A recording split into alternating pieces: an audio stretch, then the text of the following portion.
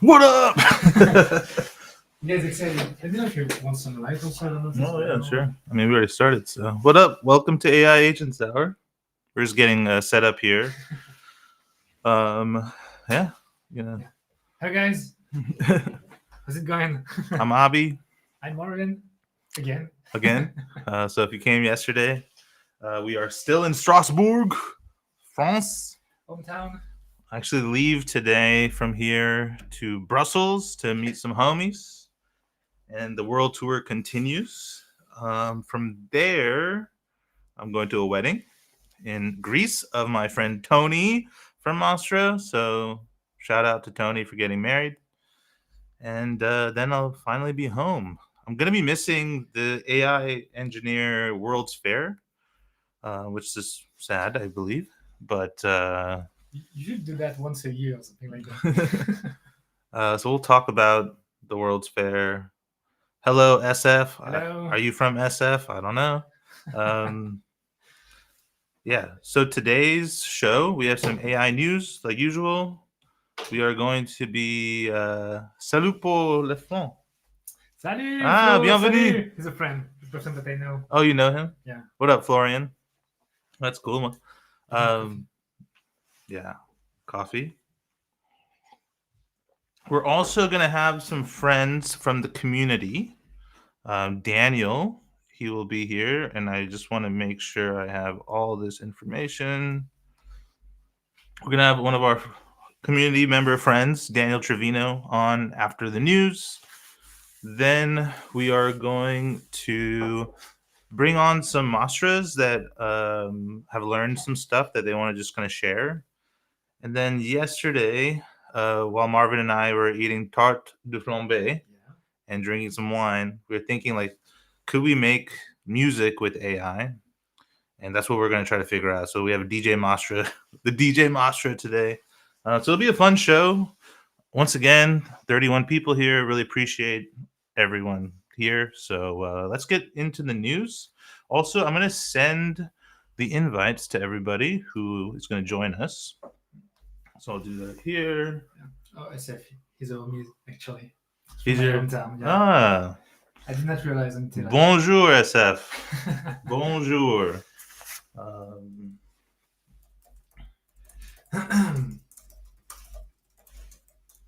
Cool. Just sending links to people.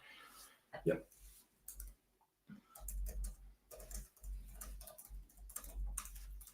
But yeah. I'm enjoying the coffee today. Yeah, dude. Coffee hits different when you're doing live streams too. Okay. I think we are all set up, and we've told the powers that be when to come and all that. We'll kind of introduce them. But before we begin, Marvin, where are you from in France? So I'm living in Strasbourg at the frontier of Germany, and I come from this small city that is mentioned in the chat, which is Bourg-en-Bresse. And so, yeah, I'm at the frontier of Germany right now. I have mountains close to my house, like you can see them by the window, and it's Germany actually, which is like a fun little story. But yeah, we're in Strasbourg. Nice. We have another guy from France, Amin. Hello from Paris. Salut Amin. Bienvenue. Je parle français. Aussi. My French is trash though, honestly. It's super nice, man. It's super nice. I literally started learning French when I came to visit Marvin. I was like living in Paris for a little bit, and when I came back to Europe this trip, it was crazy how your memory, and we're going to talk about that today, it's crazy how your memories can like re-trigger, and like all the words that I was looking at, I started like coming back, like, oh, I know what that word means, I know what this word means. So anyway, let's get into the show. We're going to start with some AI news. Let me get it popping for us. So here we go. Is there any BAI today or no BAI, no IBMs, no SSGs, whatever. So first things first, we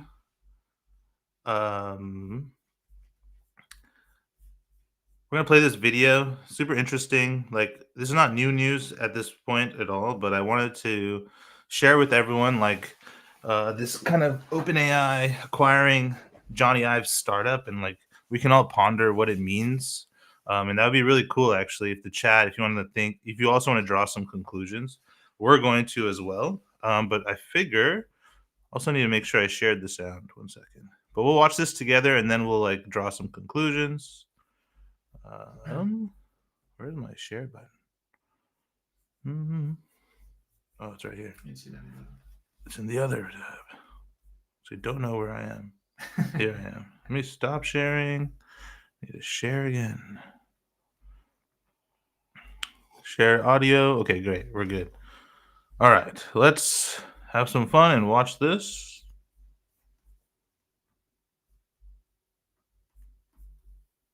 IO is merging with OpenAI.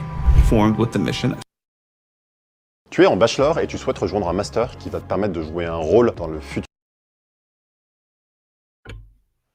We got ads, dude. Okay, hold on. De la transition énergétique et environnementale. And so IO is merging with OpenAI. Formed with the mission of figuring out how to create a family of devices that would let people use AI to create all sorts of wonderful things.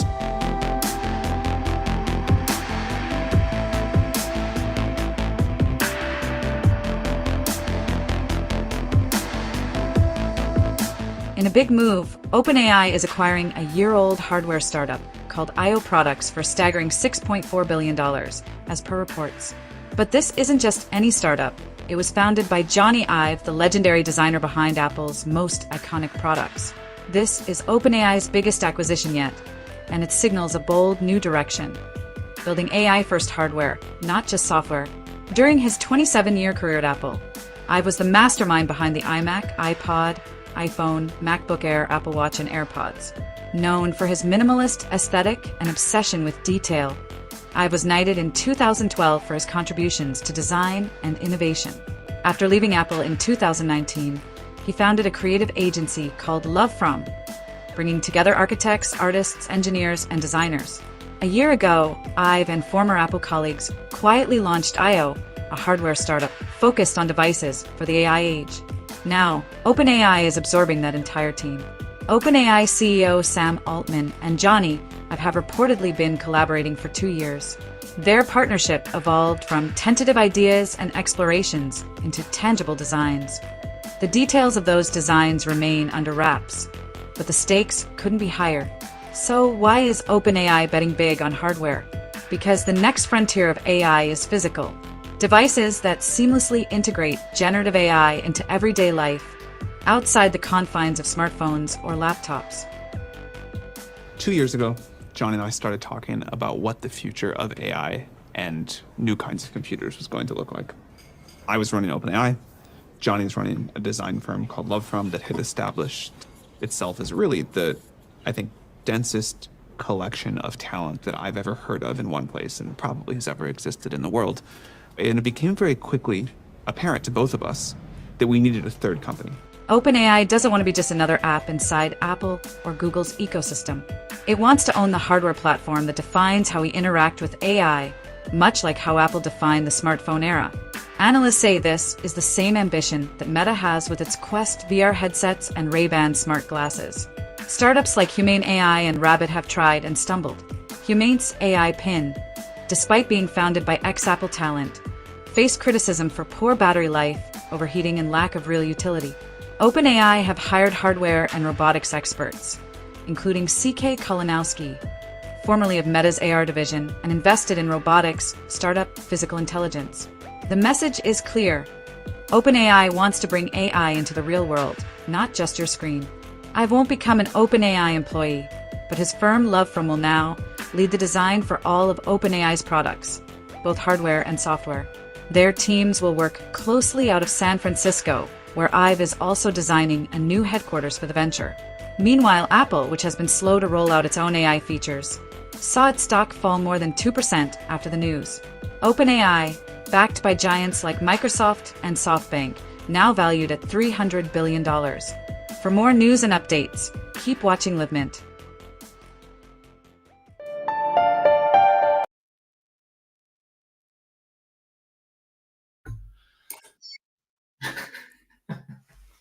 Ringing the bell. Okay, so 66 of you have just joined. 67 now. Well, welcome to the show. Yeah. Oh, no, back to 66. Someone just bailed. Fuck you. No, I'm just kidding. It was me. Dude, so OpenAI getting into hardware. Johnny Ive not joining the company, but essentially giving the talent. That's actually, I mean, good comment here. Let's put you up first. Some folks say it's a dystopia. I don't know why. Yeah. Well, Chad, please put your thoughts too on like what you think. Like, what do you like? Let's all ponder. Like, what does this mean, or what could this mean? Couple things, just from my top of my head. Like $6.4 billion to hire talent that is probably really good. That's a lot of money, dude. It's a lot of money. Hardware engineers, robotics engineers are expensive talents, right? So you got to think. Like, I don't know how big their team was. Maybe we can see if we can find some information on. You mind like searching if we know how many people are on the IO team? But that's like, let's just say $1 million per head. I don't know how many people are on there, but that's a lot of money as it is. Then you have like company valuation, etc. I don't know if I have the number yet. Yeah, but Johnny's not joining. That's just interesting. So it's almost like he took the money. This is okay. This is more pessimistic takes, right? I have some optimistic takes too. Pessimistic takes are a lot of things in Silicon Valley are incestuous. And this seems like maybe this is another one. 55 member team, right? Okay. So let's say your total comp, 55 people, is $1 million each, right? Let's just say. So 55 million in salary and stuff. But then you have like valuation of their company. And so 6.4 billion is the value. Like, I mean, that's the deal price, Yeah, that's a deal price. And you can imagine, I don't know how much revenue these guys were making before. I think they were like a design firm. So I'm sure they were making money though. Cause like you got the Apple name on it. And probably a bunch of alumni from Apple in there. So you could see how the price will go up very quickly if you want to hire talent. You're not paying a recruiter for this shit, right? You're just getting a team of people that have already worked together. I'm assuming it's kind of like Mastras, like already worked together, have been doing it for a while, already know what they're doing. They're probably already working on something, right? So this is interesting and incestuous, of course, right? What do you think, dude? Yeah, I mean, this is more the OpenAI adding hardware to their fleet that is a bit not annoying but a bit weird to me. They're good with dealing with data huge volume. They're good at building LLMs, building the models, providing them to us. And now shifting to hardware feels like, I mean, they have money, they can buy pretty much everything, but it feels weird. I would prefer them to focus on what they know, how to do things instead of focusing on this kind of new stuff. It's like, Yeah, I'm wondering if it was just an opportunity, like meeting this guy and saying, "Hey, let's go. We want to work with you. We want to do some hardware stuff." And yeah, but I'm not sure. I don't see Anthropic doing the same move, for example. yeah, maybe I don't know, not, or maybe you have to, right? Or maybe OpenAI is trying to go after Meta's market share, right? Yeah. So Maybe. they want to have their own hardware devices. Obviously, the Quest is okay. So also like dude, you're killing it with the commentary, bro. Like this, 100%, monsieur. Could it be a strategy to lock talents and avoid them? Yes, that is exactly what you're supposed to do when you're doing cutthroat business, right? Especially if these guys are talented, you're going to pay them a lot of money to work at OpenAI. It's not like they just got the money and then they get to leave, right? They all have to work there for a couple of years. So, I mean, a lot of people got rich and they're not going to go anywhere for quite a while. I'm pretty sure they'll probably have golden handcuffs. For any of those joining us, if you don't know what golden handcuffs are, I don't know how many of you have been part of startup acquisitions. I've been part of 2. Every time you get golden handcuffs, if you are someone that is going to the next company. And some companies will do either 6 months, a year, but as your compensation goes up from the acquisition, the golden handcuffs go up. So the time that you have to spend. So my first company was called WorkPop, like my golden handcuffs, because I was like 20 something, young. I was like a young guy on the team. My golden handcuffs were $0. They paid me, and they were like, "Hey, if you want to stay, stay." And I was like, "Nah, I'm going to Gatsby." And then when Gatsby got acquired by Netlify, there was some compensation involved there, but it was a 6-month handcuff. And then there was like a 6-month period if you hit a bonus, if you hit a year. It's all to incentivize you to keep talent in one spot and not go off. Because if you're good enough to start a company, you're going to do it again, right? That's how entrepreneurship works. And if you're good enough to do it again, you will. So that's why they have to keep you there. So yeah, that's just all the financials on that. Let's talk about the good stuff, like positive piece of this.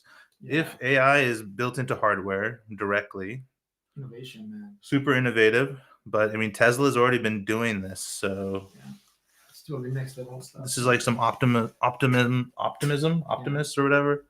But you're already way ahead of us. Like for example, you mentioned Venmo yesterday. I've never been inside this car, and I'm so Waymo. Yeah. I'm so scared of just putting my feet in a car that drives by itself. It's like, wow. Do they have Waymo in Paris or anything? Or is it just in America? I don't know. Maybe some people in Paris are in Paris in the chat and can tell us, but I don't think we have. I don't think it's legal yet in France. Yeah. So it's not like it's like the point here is it's not like no one else is working on this, right? Facebook's working on it, or Meta's working on this, and even some friends from my YC batch are working on like the Meta smart glasses and stuff like that. So yeah, it's just an interesting. What a time to be alive is what people would say. We'll see a lot of new things coming in the next few years. Yeah, it'll be crazy. So on to our next topic. Let me share. I'm gonna share this. So we already shared this before. I wasn't there for that stream, but I want to talk about muscle memory. So Eric did come on live stream. I think you guys can check out that episode. I believe it was last week or something. And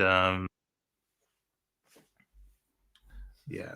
And so I just want to share this with everyone. Muscle memory, removing LLM calls from agents. So funny story behind this is, Eric is from a company, or the company is called Pig. He was previously the founder of a company called banana.dev. They were doing GPUs, like a GPU kind of platform. And then during YC, Eric was doing Pig, which was like Windows automation, which is now it's like RPA, which is remote something, or I don't know, some process automation in Windows. And if many people don't know, like Windows apps like run a lot of important things like hospitals and whatever, right? And they're kind of older systems too, like Windows XP are still running, or Vista and shit like that. So what he would do is you would spin up these virtual environments, right? And then you can run automation tasks by spinning up the virtual env, and then he had an agentic component, which he's like taking snapshots of or screenshots of the page, and then you're like automating processes. So if you like from the United States or something, there's this like a program called Epic. You could start automating some old software that's maybe not on like a SaaS, right? And since then, we were talking about this at like a sushi dinner, and like a lot of this work of doing automation is a lot of it's unknown in the beginning, right? Like when you need an agent to discover a page, like for example, I just drop it on a random application, much like a human, right? We will then start poking and clicking buttons. And if we get confirmed dialogues, we'll read them, but maybe we don't want to confirm anything. We hit cancel. Then we go and see what's in our profile tab. Like we explore the site, right? But now when you go on Instagram or whatever app you use, you're not thinking about where the profile button is. Like you just go there, right?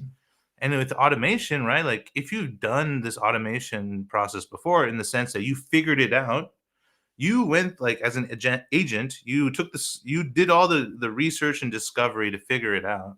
Why do I have to pay for tokens again? Like I've already created this automation. Like I should not have to do LLM calls again for this reasoning of discovery. This is where muscle memory comes in, right? Muscle memory is essentially just like that in humans, right? After you can figure out the patterns for tool calls that you may need to make, then you don't need to do it anymore, right? You turn this into a workflow or an executable that costs you nothing because you know exactly the steps you have to do. Memory in general is just such a fascinating concept, but I will post this here for y'all. And I think what we're going to start doing in the future is we'll have some like show notes after the show, so you can see all these links that we post because, you know, maybe hard to get these. So, okay, we got to move fast because I believe our guest is here. So I'm going to go to the next topic, and I believe this is the last couple topics here. Next. All right. Next up, we have a tweet from our buddy Shoya. He's from a company called Jinba in Japan. And Jinba is like an MCP tool. So MCP workflow tool. But I love these market maps. So I think it's just really interesting for people to see these market maps because they've been expanding and changing every time I look at them. So let's go through some of these because before we didn't even have MCP marketplaces like almost 6 months ago. And now we do. And there's definitely people missing from these things. Like always, people always like missing some shit. And then the people who are like us, like when they do the agentic framework stuff, we're just like, hey, you got to add Mastras. They'll never do it. And it's probably the same thing for a lot of these. But let's start with the marketplaces. So Clavis AI is in the current YC batch. So they made this board, which is funny because like MCP runs not here. So that's whack. But there's like more here. Composio's here, their marketplace, Smithery, the homies. What up, Henry? Clients, Claude. Libra Chat. I've heard a lot of good things, but not really Libra Chat. I've heard some stuff about it. Clients, Cursor makes sense, but then, you know, these are the IDEs. Client is like a big one. Copilot is whack, but people still use it. Replic's tight. Never heard of Zed though. It's something from the community, like from the Vue community, I would say. It's really? Like it's an editor. I don't. It's from the Vue community. I would say so. It looks like this. I've tried it once. Oh. Somebody in the chat might know about this. Michelle, if you're here, I know you're toying with these kind of things. Oh, you know the audience, dude? Some of the There are a bunch of French people in the audience, huh? huh? Of the French guys, yeah. There's just yet another editor. Server-wise, I feel it's weird to put servers on an MCP market map because I guess it just states that they have servers. Technically, anybody could have an MCP server, so okay. Hey, dude, we made it. We're actually on the framework thing. I didn't even look at this. We actually made it? Yeah. Dang. Close to. Have you seen the name around? That's okay. Crazy shit. Anthropic has a framework? I don't understand how does that work? These are okay. I don't feel good about making it anymore because it's irrelevant actually, but okay. And then builders, we should be there.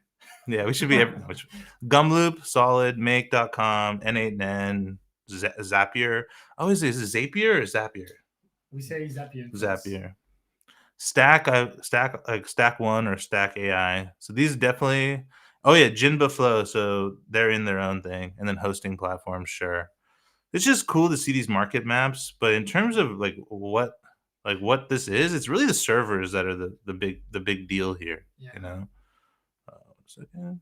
So. Merci beaucoup. Thanks for congratulating us on a not a really great market map, but we'll take it nonetheless. That's cool to be at the same stair as Anthropic and OpenAI. Yeah, I don't know. I'm a pessimist today, okay? Okay, now I'm going to do a speed run, and then Daniel is going to come join us, and then now everyone's going to be in for a treat because it's going to be a really cool demo. Also, I hope I'm not putting him on the spot by saying it's a really cool demo, but it is a fucking cool demo. So I have to go through this thing. We're going to be doing a new news section that I just created 5 seconds ago, which is a YC. We're we're gonna do like a YC rapid fire. Yeah. So I'm gonna just tell you all about YC companies that I'm looking at in our space, and that you should probably look at them too. And if you're an investor, I guess, this is not financial advice, by the way. Is that what you're supposed to say? This is not financial advice. But hey, if you're an investor, maybe you should take a look at these. Or also, YC companies are going to be fundraising soon. So if you truly are an investor, maybe, I don't know. I didn't say anything. Bloom, this company is dope because they are the mobile app that builds mobile apps, which is honestly so needed. It's like lovable for mobile apps. So Bloom.ai or Bloom.diy, that's even cooler thing. I've never built, like, I've built an iOS app before, but I'm not an iOS developer. And just like people who are not web developers are becoming web developers, tools like this become really cool. I remember how much time have we spent in our careers like fighting against, oh, like we'll use React Native and then it's not good, and then you have to find an iOS developer, and then it's like, Yeah, it happens way too much, to be honest. I've been through this fire multiple times, and it's... Yeah. Is this one generating like real native apps, like using SwiftUI or? That's the goal. Yeah. But how they do that? They do use like sandboxes. Okay. They actually came over to the apartment one day, and we did like a kind of like architecture session. So they are or were using Mastras. Like, I probably think they're not using Mastras given the time they came over. Like, we weren't probably as good as we are today. But they have this infrastructure that they then use Code Sandbox, which a lot of AI companies are using Code Sandbox for sandboxing, which is probably why Together AI bought them. So anyway, I don't want to spend too much time because we do have a time crunch. I'll just go to the next one. Vibe, lovable for internal apps. This is a big there's a big market here for companies who, the problem with internal apps, right, is you don't really put effort into them and you don't maintain them properly because no one gives a shit, right? It's internal. But if you can vibe code it and then continuously add features with like less less effort, then this is cool. It's just like Lovable. I saw a demo at where was it? The Future of DevTools event. I should know that because we hosted that event. Next, Casco, agentic red teaming for AI agents. If you want to have guardrails and essentially protect your AI agents, very cool. These guys from Casco are really nice. I think we had beers with them, so I don't know. If you could have beer with someone, you might as well invest in them. All right, last one. Keep going. Sorry. This one, Clarm, zero hallucination AI deep research agents. This is becoming interesting too. So yeah, if you're interested, take a look at them. Then this is where things get more interesting. AI healthcare agent for patients. This is really cool. Viraj is a friend of a friend. So I guess by reflexive property, he is my friend now too. And they are trying to have an on-demand healthcare assistant. Insurance companies will love this. When you start getting sick people who need to do a routine to get paid by the government. This is a US thing, so maybe not applies for EU, but very cool. And we'll probably have these guys on later in another live stream. Sorry, 2 more for rapid fire, and then we're off to the races again. Claudio, deep research for people. So you want to go research people? Pretty sick, dude. This kind of stalkery too. Yeah. Honestly, a little stalker-esque. Oh my boy. But hey, if you ever wanted to deep research me, don't do it. But hey, you can, I guess. And then that's it for YC Rapid Fire. We are going to now bring along our friend from the community. 1 second, let me undo this. And let's get Daniel in here. So, Daniel. Hey, Daniel. Welcome to the show. Hello. How's it going, man? So good, thanks. Good to meet you, and thanks for the invite. So where are you calling from? Yes. I am based in Stockholm, in Sweden, but I'm originally from nice. Mexico, so it's a bit of a mix here.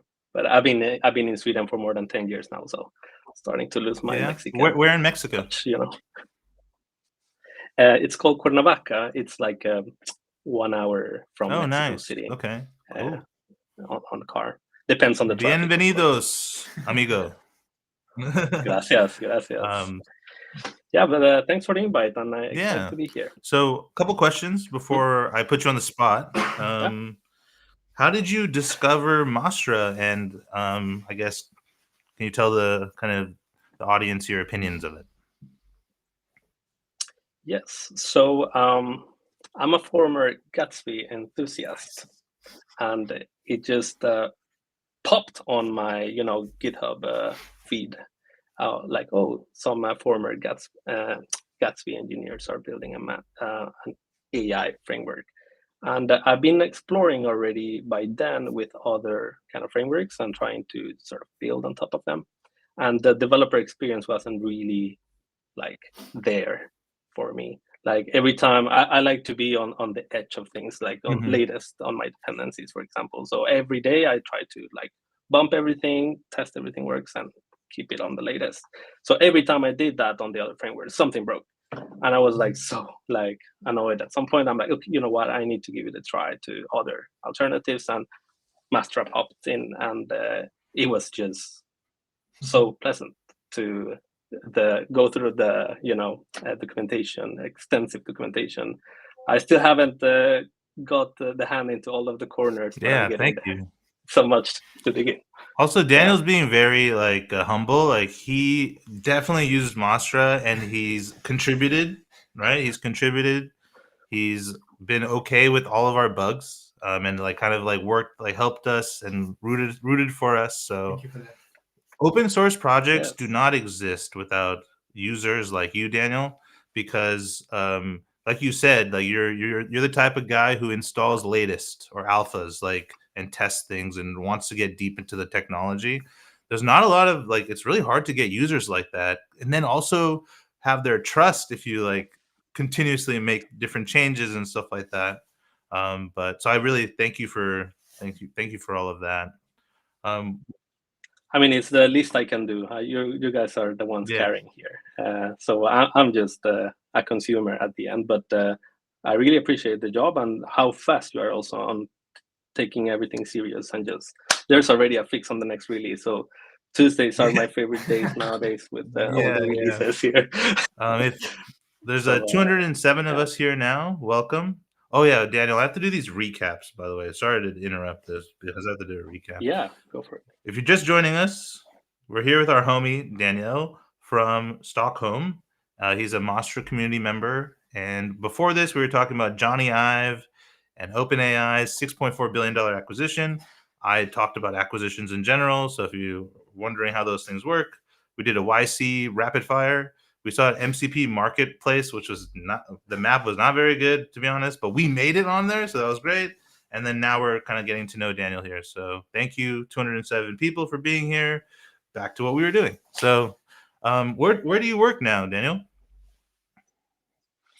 So I have my own company and I work as a consultant. So currently I've been into different industry sectors from telecommunications or fintech. And right now I'm on sustainability, working as a integration developer. So I'm trying to put some those agentic solutions in my team, but we're not quite there yet.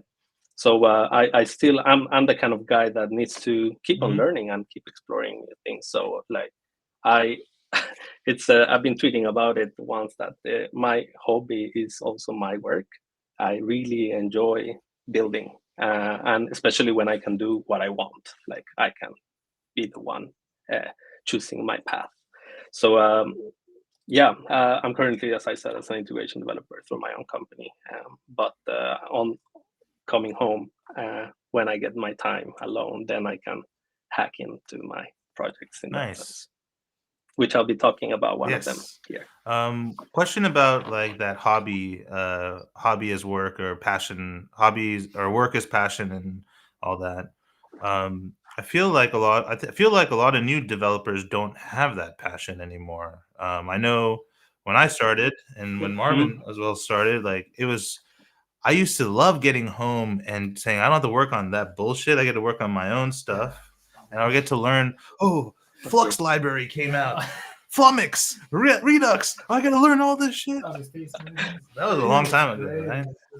I mean, it was so overwhelming to catch up, and it still is. So, like, if you're really passionate about it, you have to stay ahead of the game, because at the end of the day, on a daily office job, you won't get the time.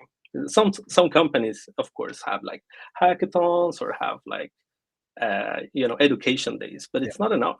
One day or one week is not enough. So you have to put that extra effort to catch up on all those tools that are, especially on the TypeScript, JavaScript environment, is just insane. Changes all the time. You can't catch up. We got this good advice from Matt Billman from Netlify. We went over to his office one day because this is the beginning of Mastras, because we were really we're introducing another tool that someone will need to go and learn and put some hobby time into. And so he was like, hey, the reason why Netlify was very successful in the beginning is people could build a Gatsby blog on a weekend and deploy it to Netlify. So you feel like you have some project that you can like sink your teeth into, and you can make it however you like. And then at the end, you can get it in the internet, you know? And so all those things are super valuable in the user journey, right? So we kind of took some advice very seriously. That is true. I mean, I remember there was this extensive templates that you could just grab and deploy them straight away. So I was one of those hacking those weekend websites, I will say, with one of those templates and just tweak it to your needs and you're out. So let's get into your projects. I would love to see what you're building. Yes. Let me see if I can share here.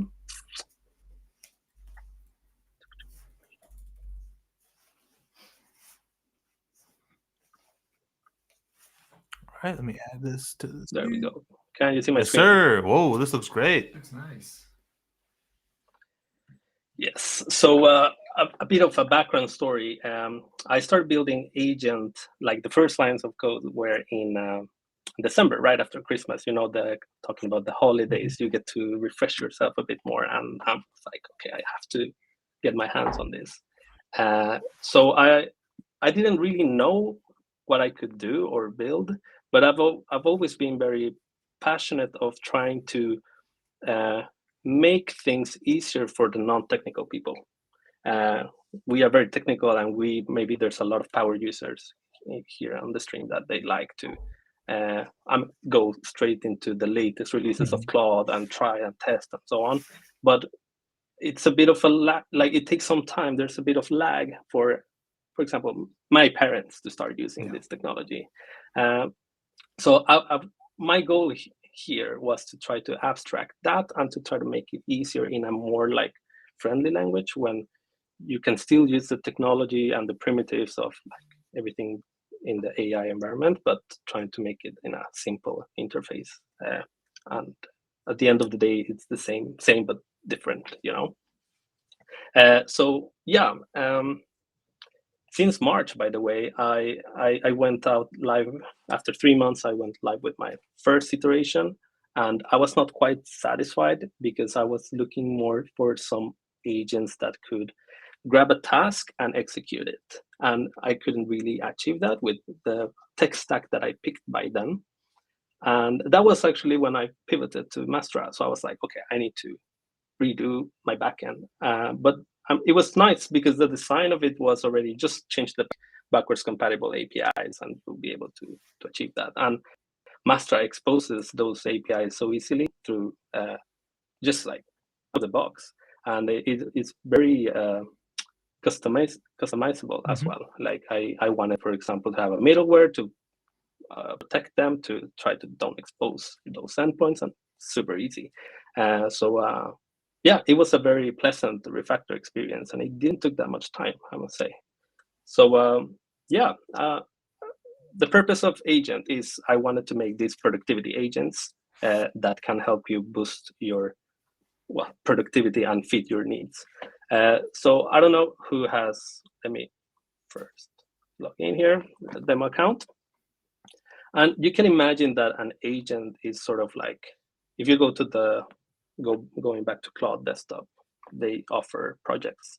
And projects is a way that you can isolate some sort of system prompt, and then you have also your conversations. So you can imagine that an agent here is sort of like a project in Claude, but I'm trying to give it a bit more like a friendly vibe.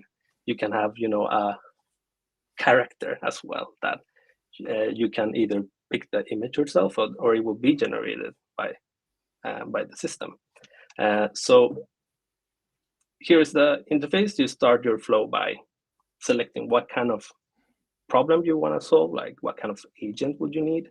And for this demo, I was thinking to maybe make an agent that will help us compare different products and analyze the key features of them. So what's going on here, and I really love this way of working, that I have an agent that creates an agent, which is amazing. Yeah. So I can pick the model, I can tweak the instructions of that particular agent, and I can see, okay, this is what I want, and test what's the best results. So yeah, right now we got the agent here, but now I'm giving a bit personality, and what's happening here, it's a Mastras workflow to what's it called, generate an image for it with the new OpenAI image gen. So we wait a bit for that to be baked. Are you doing dynamic instructions on an agent, and then you're like loading like different metadata that you saved in the database? Yeah. Sick. So agent is a multi-tenant architecture, and that means that you can have many users, but they are consuming just one instance of an agent that is dynamic. Or in my new updates right now, it's not only one instance, it's going to be many instances, because they need to collaborate to become one entity, right? Yep. But for now, and this goes again, like the flexibility with Mastras was on how you can make your own custom stream endpoint. So I made my own custom stream that it's just an extension of the current one. And I can send different parameters into the request, such as like my user ID, or like in this case, this is the name that the agent got when it was created. I can send that as a context if I want as well. Or maybe like I have two different databases, right? Like the one for Mastras, where it stores the conversations, the threads, and all that. And the other one that is the classic CRUD database that will store my user metadata, like, okay, how many agents they have, and they have their unique identifier as well. So I can use all that to send it to the stream endpoint and sort of make the logic of, okay, this is how the resource ID will be splitted, or like how it's going to be unique, for handling like unique conversations for each particular user, for example. So yeah, and of course, each of these agents will have their own instructions that are also injected into that stream on demand. So the interface is pretty simple. You are familiar with the classic chat interface. You can create new chats. You can see the threads here. You have the instructions here where you can fine-tune them if you want by hand, or the agent can also do it itself. Settings also, you can rename it, can tell the agent to, I want to call you Lisa. So with the Mastras tool, I'm able to call my own backend and make that change. And then on the front end, I just update the interface or the UI. So it looks like, yeah. As I said, you can change your avatar if you want to have your custom one. I noticed that it's starting this workflow started to get too enterprisey, and all of my agents are, showing off with big suits, or like there was one that I chain with a suit, and I'm like, okay, cool. So flexing here. That's cool. So yeah, one of the things that it's being a lot of talk to is MCPs, of course, and I wanted to, when I started trying them, like, okay, you can try it in cursor, or you can try it in like Cloud Desktop or similar tools like that. But you have, at least back then, you had to jump into the settings, go to a GitHub repo, look all the 5 different ways of installing it, try to understand them, and wish luck to see if it works, or if you just broke your whole settings. So I tried to make it a bit more friendly on how to install the MCP. So you have the easy way or the advanced way. The advanced way is giving that flexibility to still, okay, you know what you're doing. You have a HTTP remote MCP server that you can just add, and then you can set up environmental variables. Or you can have the easy way, which is the ones that I've already tested, and I sort of like filtered that I know they work, and I'm gonna make it as easy for you. Talking about Composio before, I started using them as a sort of provider for them, just to try to give something already out of the box. You can go to, okay, I cannot, if I press, you cannot see my screen, right? No, I can't see the Composio. No, okay, but well, they have this kind of library. Yep. I haven't added all of them, but it was a bit challenging how to integrate with them because they don't really provide a SDK to achieve that, like out of the box. But for this particular demo, I'm gonna be installing Google Sheets, so we can make a Google Sheets sheet to store the result of whatever this agent is gonna be comparing. And the flow goes just like that.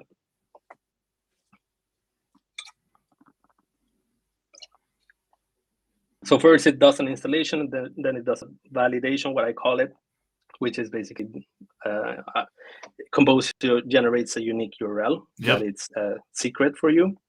So I'm storing that, but I have to encrypt it, and I need to also ping their servers to confirm that it's working.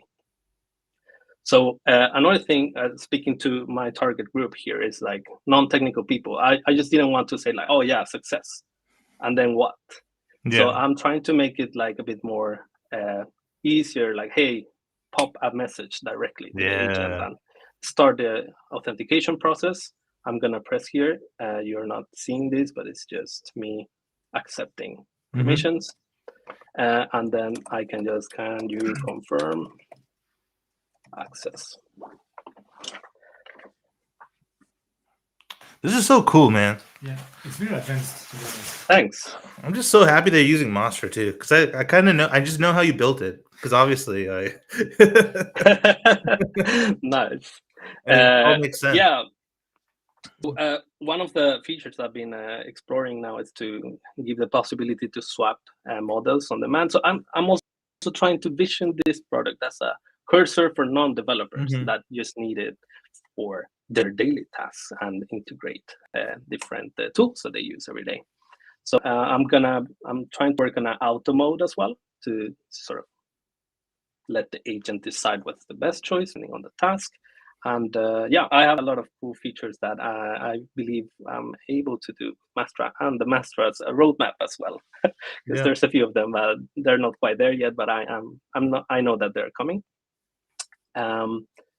So yeah, the next tool that we're going to be installing for the demo, I need to speed it up a little bit more. It's Exa. This is like their official MCP, and they just released a HTTP remote MCP. So I'm gonna add my API key, and this one doesn't need the validation step, so it goes a bit faster. The difference in the message here is that it's I want the agent to enhance its own instructions based on the new tools. So I use like, okay, give me the tools available, and based on that, I have another agent that helps with that instruction enhancement. Let's go. Yeah, that's very smart. Yeah, tool descriptions aren't the only thing you need to do, right? Yeah. Exactly. And I've been noticing that now that I have like the multi-modal, or like the user can select which to use, the instructions are quite important depending on the model that you're using. So I've been thinking to expand this to have sort of like instructions based on the actual model that you have selected to get the best results, of course. Yeah. But for now, it's just one generic solution. So yeah, we can use this model, for example, and I can just do a quick prompt here. We have the two tools in place. And I'm going to ask to compare Mastras versus other frameworks and make an analysis just and make a Google Sheet called AI Frameworks Comparison and do this for me. Let's go. $5 that we lose. I'm just kidding. Yeah. Oh, no. Oh, no. Okay. Some demo. And this is another thing that I think that was one of the things I contributed. I wanted to sort of show the error back to user when something went wrong with the MCP connectivity. So that was nice to get. And thanks a lot for that. Yeah. Yeah. Thanks for merging it. It made my life easier as well. So let's just try again that Google Sheet. Validated. Nice.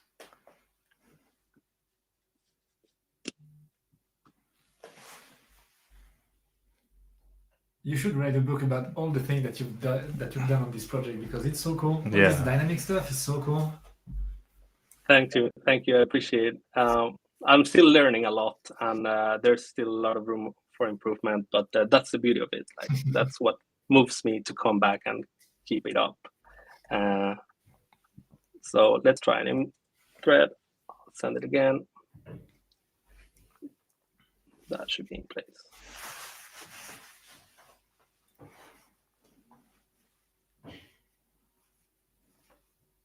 So yeah, this is also like the tools. Just we can see how they're rendered. Come on, I already. Yes.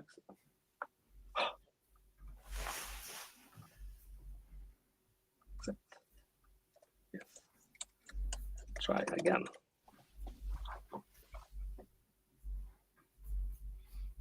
You know, Murphy's Law. Every time you do live demos, something has to happen. Check active connection. Nice. All right.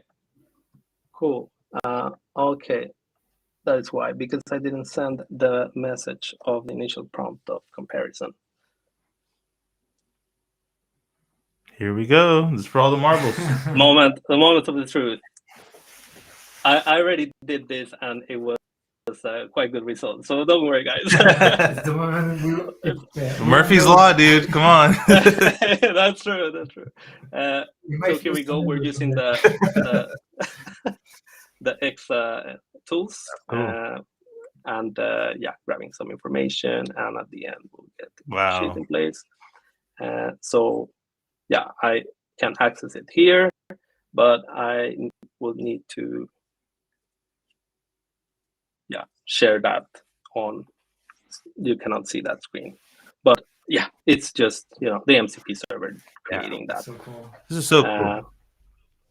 Yeah. So cool. So a few things I've been trying to improve now is sometimes I want to do bigger tasks. I want to crawl 100 pages, and that's when, of course, the prompt gets too big or so. And I am exploring now ways of how can I split that task into subtasks, and using the power of workflows with Mastras to sort of make a validator of knowing like, hey, you have to validate that you actually did the 100 links parsing or so, or crawling, because I've been getting a lot of it just like gets lazy and I'm done after 30. I'm like, but why? So I think that's the beauty of the agentic and workflow. That is I'm pretty sure it should be possible with the workflows. You just need to get my hands on a bit more on that. Yeah, like But that's it. Yeah, you pretty much want to build like an evaluation kind of loop, and you just keep going until you're done. Exactly.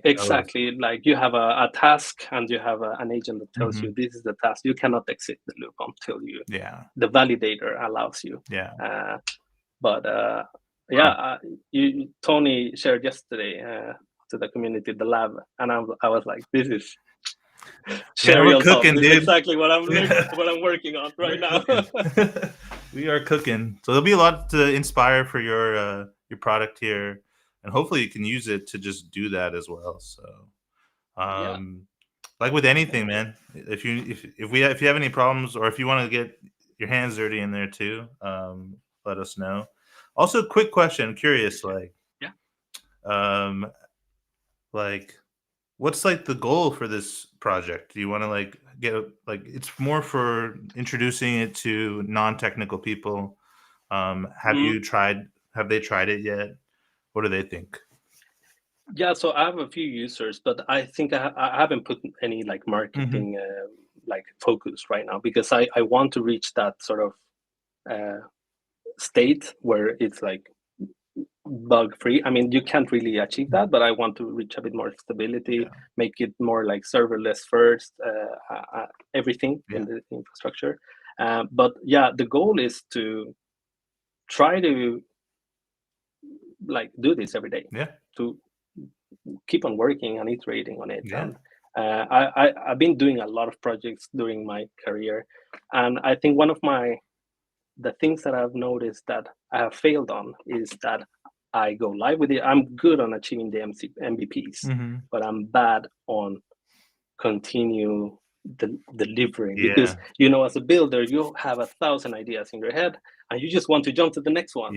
But totally. I think the difference with this project is that I have told myself that I need to commit, and it doesn't need to be that you have to stick to the same formula, but you have to iterate and you have to pivot, and to try to find that the target group of people that will be using your tool for like in a daily basis, for example. So that's my goal, trying to find a market fit and do this every day. That's super great, man. Yeah, it's so cool. Great. And if I can offer some advice on how to stay consistent, because we go through the same problems not right now, because Mastras is very young, but at Gatsby we were there for many years, like 6 years doing the same shit every day. But it's not the same shit, right? But it's like doing the same thing, and you're like, what other companies are out there? Should I be working in this JavaScript thing? And you're creating projects. But here's my advice, or here's the suggestion, and this is something LeBron James says, so I didn't really make it up. It's like, am I better today than I was yesterday? And that's the only thing you really like. Is the product that I'm doing or working on, is it that much better today? And if I do that, then I can do it every day. Exactly. That's a good thing to take home. And I've been also thinking, like, just the fact that I'm working with this every day, it's just opening my ideas into like my knowledge as well. I'm keeping myself relevant. So it's just, I think at the end of the day, that's what is more valuable. Regardless if the product makes it or not to a market fit. Cool. So I'm very happy to be sharing this here, and we keep in touch. Yeah, we'll keep in touch, Daniel. Thank you so much for coming. That was awesome. Thank you for the invite. Yeah, of course. We'll see you around on the Discord. See you. Bye-bye. Man, that was just crazy. Wow, that was so impressive. It's so crazy to see what the users could build with our framework. I was happy with my demo on Friday, and now I'm like, hey, I was just idle on the side, That was just crazy, man. So on Fridays we do demos internally, and Marvin built a product. But honestly, after looking at Daniel's product, dude, I don't think that was a product anymore. You know what I mean? I'm done. We have 312 people in here. That is wild. Let me do a recap, and then let's go through some chat messages, and then we are going to go to our next segment, which is Meet the Mastras. And I believe the Mastras that you're going to meet are already here. 312 people. All right, let me tell you what we've been talking about. All right. We started off with AI news. Johnny Ive's company gets bought for $6.4 billion. We kind of talked about whether that's incestuous, good, bad, or a very good thing for the future of AI. We looked at an MCP marketplace board, which was okay. It was like an okay image, but we were on it, so that's cool. Then we did YC Rapid Fire. We just went through a bunch of AI companies that I like. And then we had Daniel come on. And then Daniel showed off his project called Agent, which is dope. And he just gave us a demo. And so that was amazing. So without further ado, we're going to bring on the next Mastras, Kenny and Dio. So welcome, Kenny. Welcome, Dio. What up? Hey, guys. Hello. How are you doing? Hi, everyone. Good. Also, chat. Let's go through some chat messages. But chat, we forgot to share Daniel's project, the Agent project. So if you want to go check it out, and I really recommend you go to aiagent, aiagent.sh, and go give it a try. Give him some feedback. Like, man, that was really cool. But okay, what up, Kenny? What up, Dio? How's life? Yeah, doing all Yeah, right. I'm just chilling. Chilling. Sebastian, Tell yeah, the Sebastian. audience where you're from. Wanna go, Yeah. Ken? Yeah, I'll go first. So, hi everyone. I'm Kenny. I'm from Lagos, Nigeria, and I work at Mastras as a design engineer. So, if you've used the website, used the docs, read the blog, I was responsible for most of those things, and yeah, it's been pretty fun. Over to you, Diane. Yeah, thanks, Kenny. Kenny was being very humble, but like he's an amazing front-end engineer. Like he's cracked. But yeah, I'm Dio. I'm also based out of Lagos, Nigeria, and interestingly, right now I'm in Kigali, Rwanda, just on like a very small vacation. But yeah, I do a lot of like I'm originally a front-end engineer, but since I started working on Master, I've just done so much stuff. I'm So not much really sure I stuff, can dude. call myself. Yeah, like it's kind of Baller. weird because I'm not even sure what to call myself right now. But but yeah, I've worked on a bunch of things from workflows to some parts of evals and just so many things. Right now I'm working on some design stuff alongside Kenny, um, making some improvements to our docs chatbot as well. Maybe some of you guys have used it in passing, but yeah, that's me. I Back think to you, both of Abby. y'all are being too humble. Yes. These dudes came to Mastra from the very beginning. Before we were even Mastra, we were working on some other shit. And they've just been kind of the best type of engineers are the ones that will do anything and everything, right? It doesn't really matter what it is, they're down to learn and do it. So I'm glad to have you guys here. I know you guys wanted to share something that you've been learning. Before we get into that, I want to address some of these comments here in the chat. So first one, thanks, Amin. Congrats to us too. Yeah. Then Rude People Die Young, welcome back. He was here on Friday. I think we called him Rude Boy or something. We really need guru level people in our community like you guys. Thanks, dude. Thanks, Rude Boy. Next, Georgie. Are you guys in a different time zone? I'm enjoying this earlier streams. I'm in Europe. We discovered that EU live stream is tight. So, and I'm visiting Mastras right now. So we've been doing one in the EU time zone and then one in the US time zone. I'm thinking we're going to keep doing this, even though I'll be going back. Maybe Marvin here or Ward, or maybe even Kenny and Dio will be hosting these. Next, when swapping models on the fly, is the prompt updated to best match the practices of each model? Daniel did address this when he was here. The answer is yes. And then I can't pronounce the name, but cool. This is cool. And then lastly, Rude Boy gave us some hearts. So anyway, thanks for everyone for being here. There's 321 of you here, which is absolutely bonkers. Crazy, honestly. And we're just two guys just fucking around. So thanks for being here. It's the bed of my baby. Yeah, this is a little crib here. We were speaking French in the beginning. There's some French people in here too. So, but yeah, back to the show. Kenny, Dio, I know you guys are dying to get on to tell everybody some things you learned. So take it away. Yeah, I can go for it.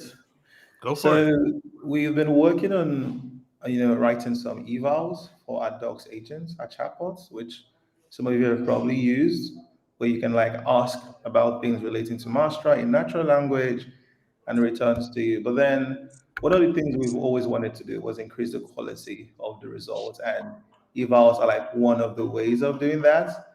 And so we've been working through a lot of off-the-shelf solutions that we've got. So right now, Mastra has like a bunch of off-the-shelf solutions.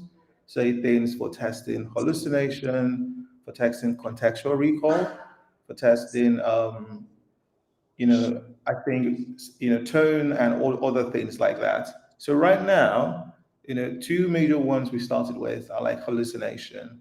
And so in hallucination, for instance, you need like a context, like you need a source of truth where you can like, be sure of be sure of the data and then run what the agent is returning against this source of truth. So I think for Mastra, we had this LLM.txt file, which at the start looks really promising, but then we ran into an issue of just exhausting the context window because the LLMs.txt file is like a very huge file. And so one of the ways of solving that was figuring out how to have like granular context and then using that on demand for each of the evals we're testing for. So it's like, okay, if you have your context, you probably have to figure out how to break it down into chunks and then use that, because if not, you're either going to exhaust the context window or exhaust your token per limits, which we kind of run into when we use OpenAI solution. I think one of the things we discovered is like timing stuff. We're still trying to, tighten that up, make it better, but it does seem like, streaming makes things a lot better in AI world. And when you don't stream stuff, it takes a while like for the agent to return a response. So we're trying to figure out how to probably solve that problem so that, our evals don't take forever in our CI. But so far, so good. We've been having like some success. And these evals have actually, helped us realize, some things that could be better. So, maybe our prompts could be better to have like better responses. Or maybe, we verify that, tools are not being called. And so we actually need to do something to make sure tools are being called by the agent. So yeah, pretty informative. We'll have more to share as well, but I'll pass it over to Dio to give more information from his end. Yeah, so thank you, Kenny, for the summary. And just to piggyback off what Kenny has already said, we have a bunch of evals. We have a bunch of off-the-shelf evals. And I just want to kind of highlight that like Bastra also has what we call custom evals as well. So this essentially lets you kind of custom bake an eval to, your application needs. So for instance, like our docs agent uses or like leverages on what we call like our MCP docs server. And so the correctness of the information you're getting when you query a docs chatbot depends on if it's getting the correct context from the tools it's calling. And so there's one thing for it to hallucinate given the correct context, but then there's also the question of, is it actually getting the correct context? Is it calling the tools it's supposed to call? And, we didn't have an off-the-shelf eval for that. So we decided to build one using our custom evals primitives. And so this kind of showed us like, okay, for different query calls, per primitive, say for workflows or for agents, where are the tool calls coming from? Like if we expect tool calls to come from examples or to come from docs, right? Is it actually calling these tools? And like, is the agent actually getting the correct context? And so that's like the first step before you then get to hallucination. So like it has the correct context, it's calling the correct tools. And now is he actually hallucinating? So that's just kind of how we see evals. It's like, yeah, we provide these off-the-shelf solutions, which depending on like your agents and what it's doing, like you pick and choose which is appropriate for your needs. But also like that may not be enough, right? It's exhaustive, but it might not be enough. And so you have the opportunity to also like custom bake your own thing, custom roll your own thing. And it works pretty well. Our docs agent is like in a good condition right now. Most of our tests are like returning the correct results, and what we just do is fine tune here and there depending on like any variability. And so yeah, who knows? Maybe like there's TBD in the traditional software engineering world, or maybe we'll have something like an EDD, for instance, where like eval driven development, where like you're writing your evals, you're writing your agents, you're tweaking your prompts, and like you find you adjust, and the evals are cool, but evals are hard, and we're trying to make it better here at Mastra. So Dio, let's show the code to everybody for the docs chatbot and the evals that you were working on, just so we can put some visuals to it. Okay. How do you share a screen? Yeah. Send. Okay. Hold on. Let me just make sure my windows are all cleaned up. Give me a second.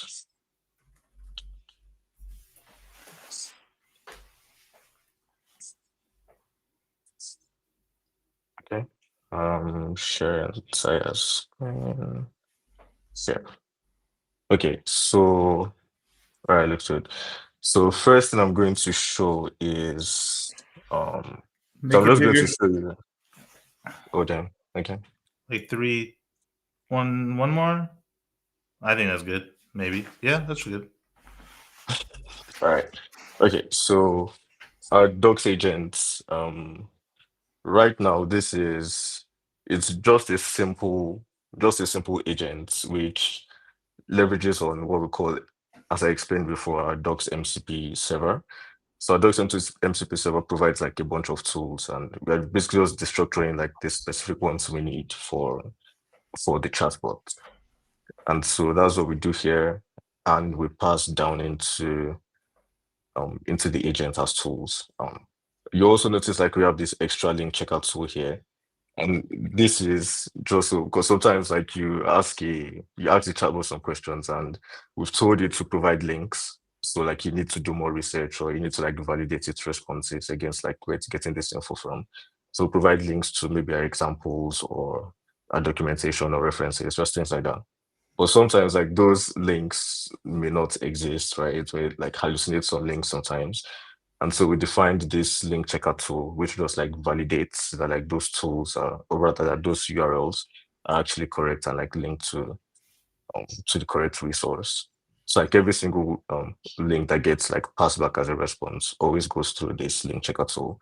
And like you'll notice, we provide like a bunch of like we really shout at the agents to make sure it validates every URL before sending it back. And yeah, so like the agent itself is pretty simple.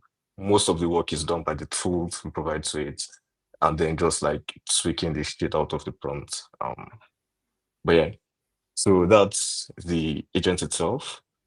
And then let me show you the custom metric we wrote for validating tool calls. So let me start here. Okay, so just what makes up a metric in the first place is essentially a judge, right? So this judge has a few things. It has like a model you can pass to it. And this is kind of the crux of creating a custom eval, is the ability to override the judge and then also like provide custom ways for you to like measure, but also like calculate the scoring for the eval.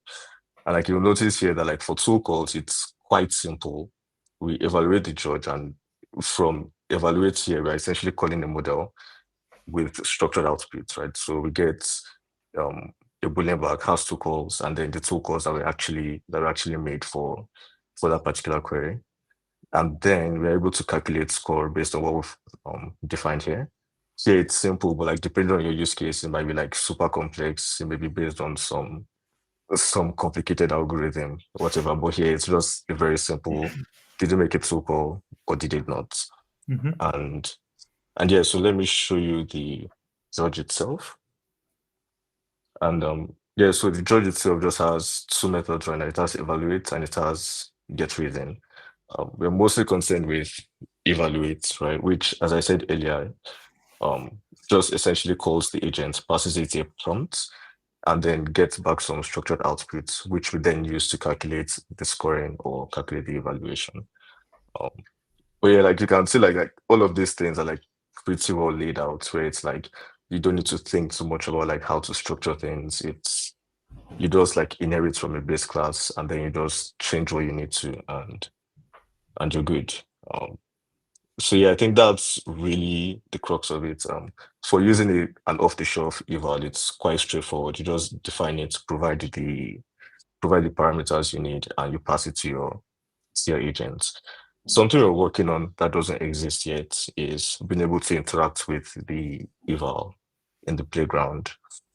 Right now, they don't show up, so we basically write our evaluation tests this way, right? We kind of leverage V-test or whatever you want to use to get the evaluation, to get the metric, generate a response, pass it the parameters you need, and then essentially just write expectations against the score, depending on like the particular eval it is. So yeah, right now we are basically using it in CI and then just basic tests.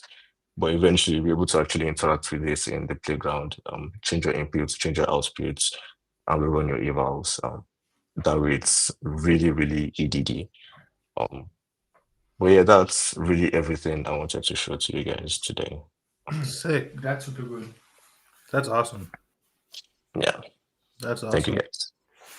You know, when we were in Japan, they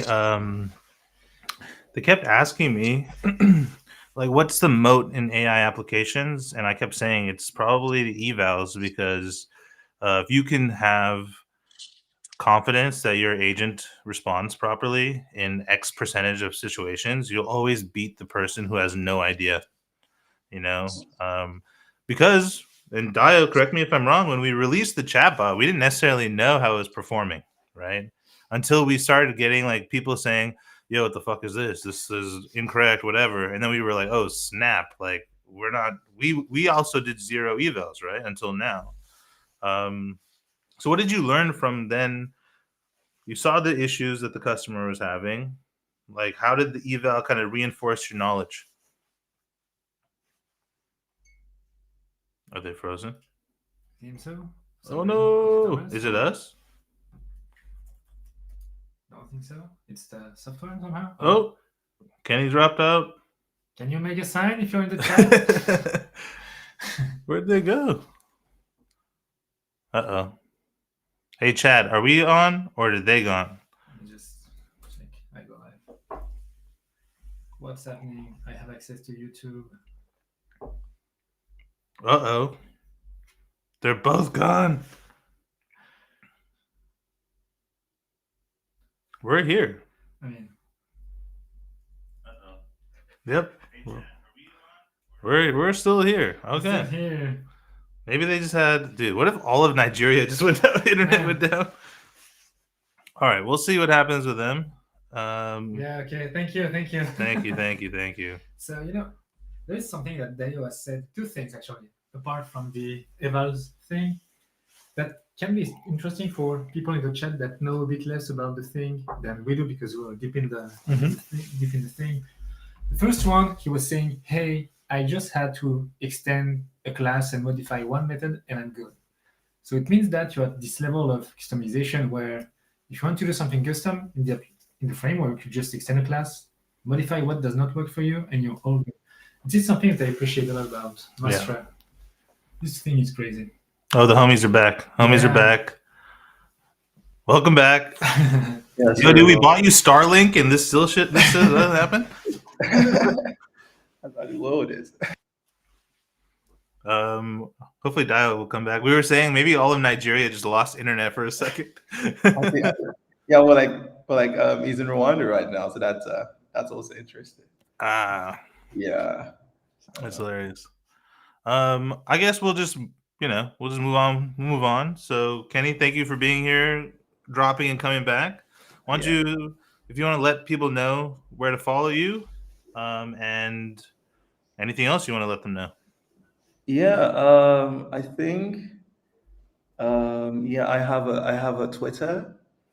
Where can I drop stuff in chat? I'll drop it for you. Okay, yeah. And then if there are issues people have with like using our documentation, if there's something on the website that is not clear, something on the blog that's not clear, just tag me on Discord. It's Kenny there as well. And then we're open to just receiving feedback and making things better. So yeah, thank you very much. Later, dude. See you, Kenny. See you, Kenny. Kenny's a dude. Yeah. He also had his profile picture in Slack is Johnny Quest. So that's tight. But yeah, see you, Kenny. Until next time. Also, can you send me your Twitter handle? Because I can't find it. Yes. And then I'll post it. You can put it in our private chat here. Private chat, okay. Yeah, cool. All right, that was that, huh? Yeah. Well, super cool. Now we get to build stuff, huh? Yeah.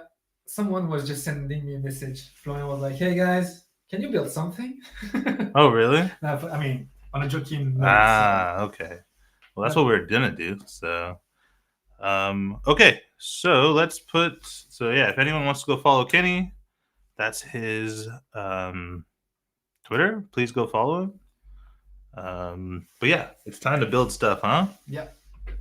Okay, so now we're in the last part of the show. We're gonna close it out with building some stuff. There are 356 people here, which is wild. Thank you for being here. Let me do a quick recap before we get into this shit. I hate doing these recaps, dude. But yeah, this is AI Agents Hour, hosted by Mastras. I'm Abhi. This is Marvin. We are in France right now. Just so happen to be here. We talked about AI news, Johnny Ive's company getting sold or bought to OpenAI, hardware and AI. We talked about that. We saw MCP marketplace map, which was, whatever, but we were on it. So that was cool. We went through a YC rapid fire, which is AI companies that we like. And we had a Mastras community member, Daniel, show off his product called Agent. I'll just host that here. And then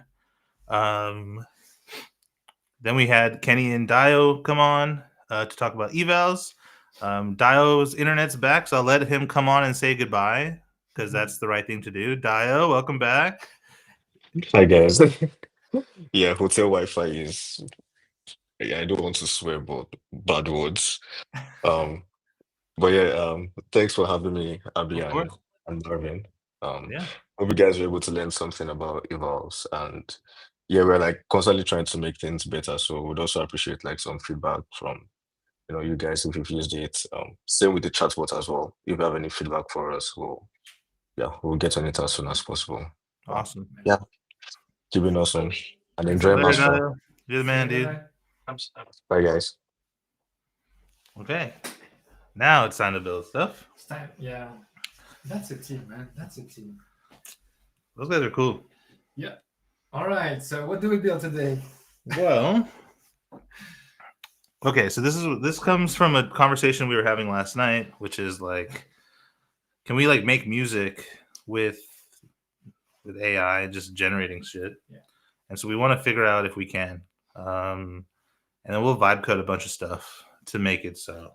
But first, what we got to do is come up with like our milestones that we want to hit. And we are going to speed code, or we'll try to. So let me get going here. To be honest, we don't know yet how we'll do. So it will be experimentation. Exactly. I'll share my screen. This is screen one. I really like this part of the show when you're just in the terminal, This is part of the show that I love getting to. Yeah. We'll create a new master project. Yeah. Maybe you can give an intro for people that are like not super aware of Mastras yet. I mean, some people are just joining for the first time. The French people. For example. The French friends. If you want a new market. Yeah, so for those who don't know, Mastras is a open source TypeScript agent framework. We have a nice little create master experience here, which I'm going to use to bootstrap my project.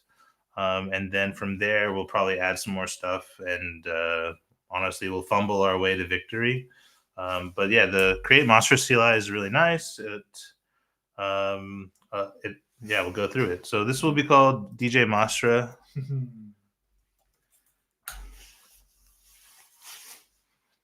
I'm curious what model will be the best at music.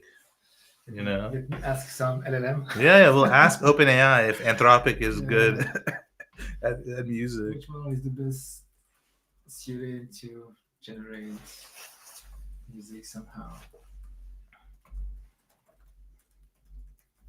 Let's install in depths. We'll hit that. I guess we can show this, but I don't really want any of these. But you can add like when you do this create master experience, you get like a default weather agent and like a workflow, which you can then play around, modify, etc. Except both of us know what we're doing, so we'll be fine. And I don't need an example. Dio was on and he was talking about the MCP docs server, which powers like our docs chatbot experience, but also can make you you can have that same kind of knowledge base within your IDE. I already have it installed globally, so I don't really need to do this. And there we go. You get a new project. You can like CD, and then Mastras comes with a dev server. There probably won't be anything in here, but we can find out. Cool, right? So this is like our dev server. We have agents, networks, which we'll talk more about some other time, tools, MCP servers, workflows, runtime context. It's dope, but we don't have any agents yet because I didn't bootstrap any. So, okay, so that's where we're at. This base level of doing stuff. And let's get back into the IDE. Yeah. This is a bug that we need to fix, but it's okay. I'm going to take a note on that. Storage initialization is throwing an error for some reasons. It's because I have no storage, right? This is a bug that it's not a bug, or it's an intended consequence or whatever of the breaking change we made last week, where we make things explicit now. But I don't really care about that. We have a question real quick. Can we use Playwright, MCP, an agent, or a tool? Yes, you can. You can use any MCP server. We have an MCP client, so have fun. Okay. So now we don't really need this. Oops. And let's open Windsurf. I'm a windsurfer, by the way. Ouch. Cursor guy right here. Okay. Yeah. Yeah. All right. So now let's kind of like make like a plan. Yeah. So I've asked GPT just to know what would work, and he's saying if you want to generate music, you can use Google DeepMind's Music LM, but we don't have access to it through AI SDK. Mm-hmm. So what we could do instead is having MIDI support or something like that, using GPT-4, for example. I like the MIDI. Yeah. We can do some MIDI stuff. There's MIDI.js also. MIDI.js? Yeah. Maybe we can use that. Which is something that probably has samples for that. So let's look at MIDI.js. Yeah.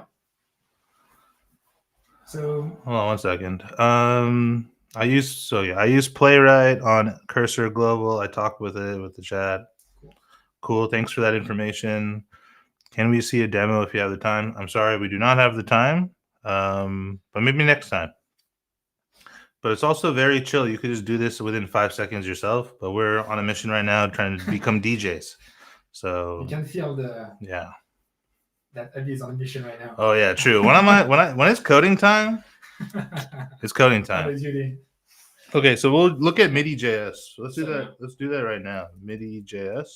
So the plan is we are going to ask for a musical keyboard for some music. Let's say play me the Mario theme or something like that. They will give the agent will give us back some data formatted somehow, and then with the tool we will just play some MIDI stuff. Is that the idea? That's the idea.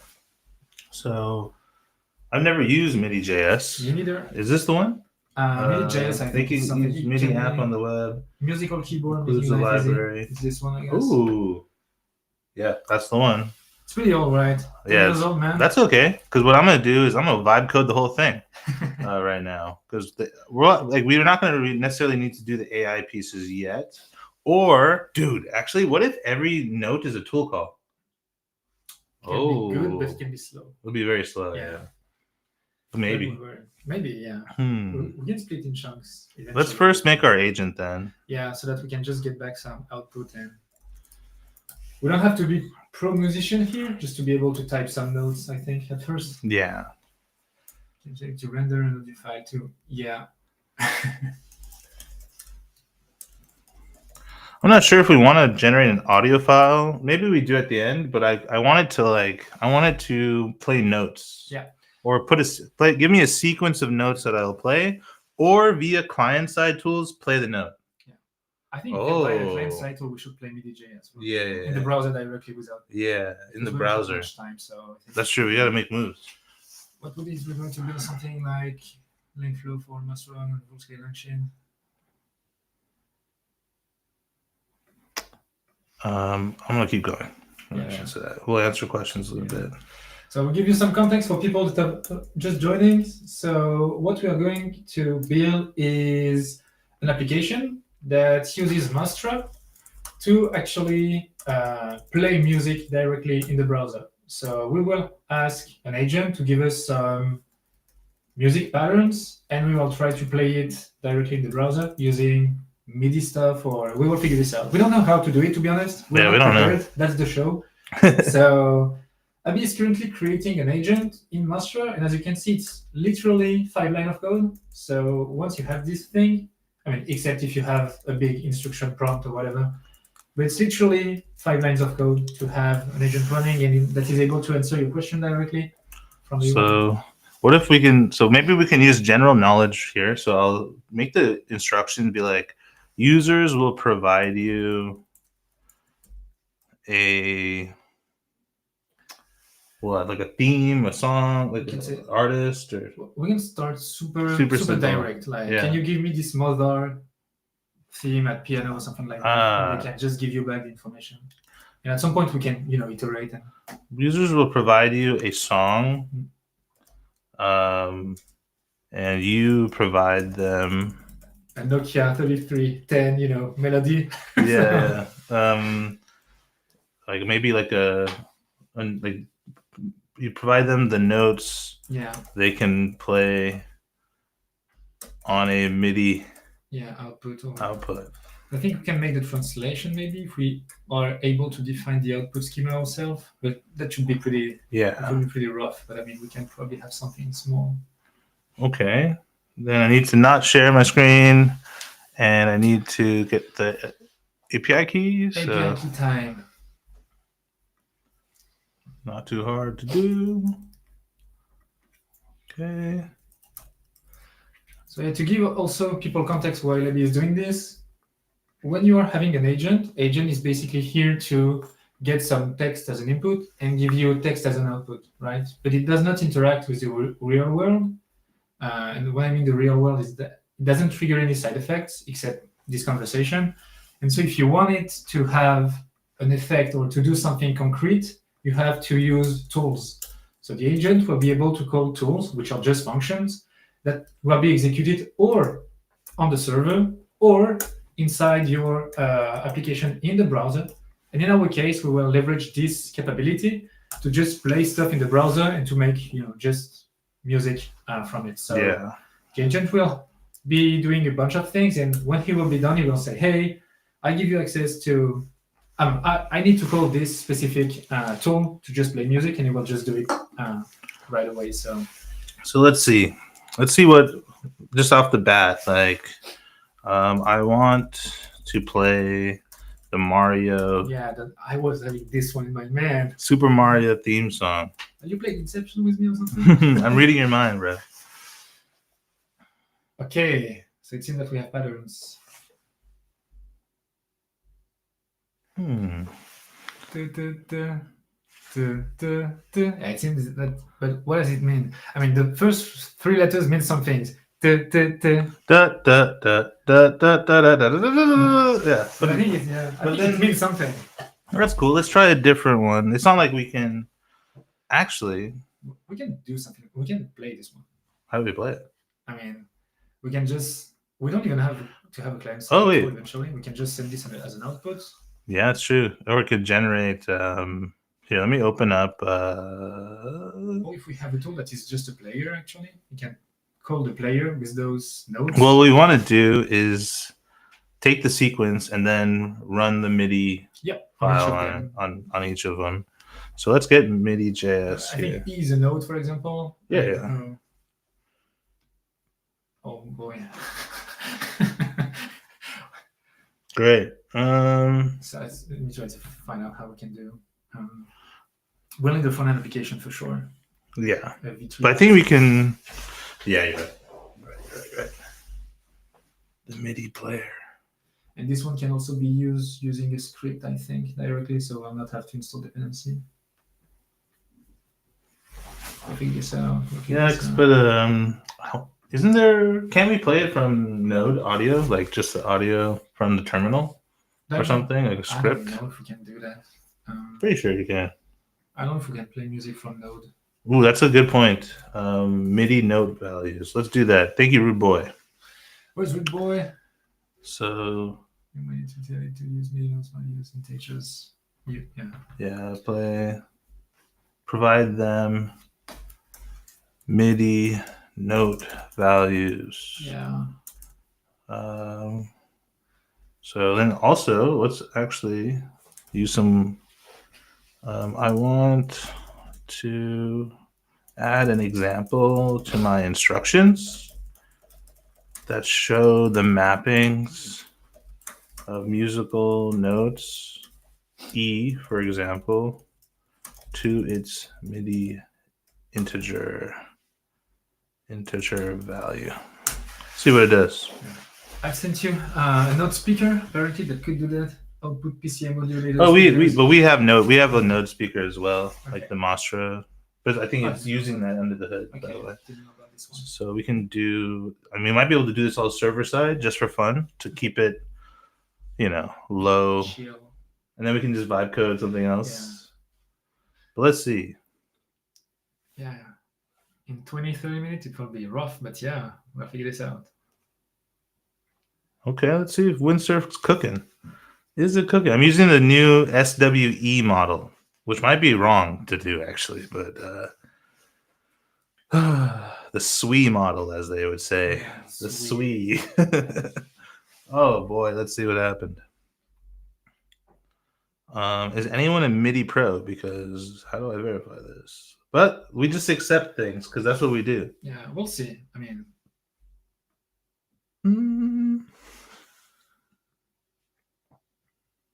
geek stuff already. That's fine. Are you musicians? Nope. I don't know shit about what we're doing. This out. This is why we're building this, I think.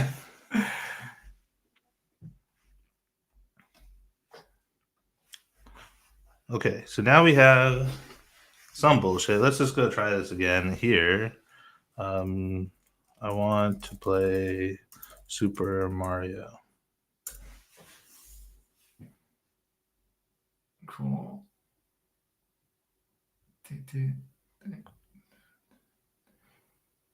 Interesting. Well, I mean, the pattern makes sense. Pattern makes sense. So now we want to play the MIDI itself, right? Yeah. Okay, let's make a script file because we're just going to do this like raw first. Raw, yeah. Let's make an index.ts. So let's make a script, right? Yeah. Oops. Yep. You put system out printed and I'm done. what were the arguments for this function in Java? Yeah, args void 0 or something weird. Anyways. Let me answer this question. 1 second. What would it require to build something like Langflow? Not the full scale Langflow, but a subset. I don't know. It would take a lot actually. And this is more important for Discord, or more suited for a question for Discord. So I would go there and ask. We have a bunch of people there that can answer this question, maybe more. Also, there's some community members there as well. And I believe we were talking to Langflow recently. So anyway, hey, what's up? I have a question. How can we implement web search using Mastras? You can use an MCP server, Playwright, browser-based, excess search. Like there's a million of them, so just use one. And Rude Boy coming in with the clutch help. Simplest example, we need a MIDI note start, then a stop. The time between start and stop is the note length. We should have you live. Dude, one of these days you gotta come on and just make moves with us. But we're gonna stumble, bumble, and fumble our way through. Yeah. That's how we learn. So let's grab Mastras here, get agent, the DJ, boom, and then there's some hallucination shit. And let's look at this MIDI.js thing now. Yeah, this one will probably run the client, I think. So like node music or something. It was a node speaker just before. That's just the speaker though. No, I don't care about that. I mean, I do want to use a MIDI player though. So let's try if it's browser only or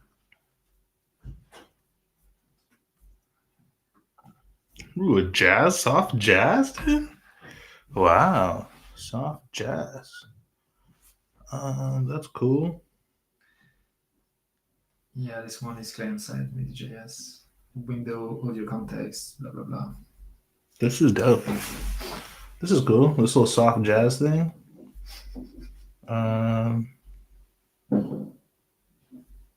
Tight. Let's see what Windsurf will do if we just let it. Let's go. Yeah. Let's So, have some fun. and then, oh yeah, we're in his playground. Nice. Man, you should share this app somehow if it's open source or. Yeah. I would be curious to see how you did that. So we're gonna generate. We'll use the Super Mario. Yeah, it's a good. Super Mario Bros theme, and then what I want in our structured output is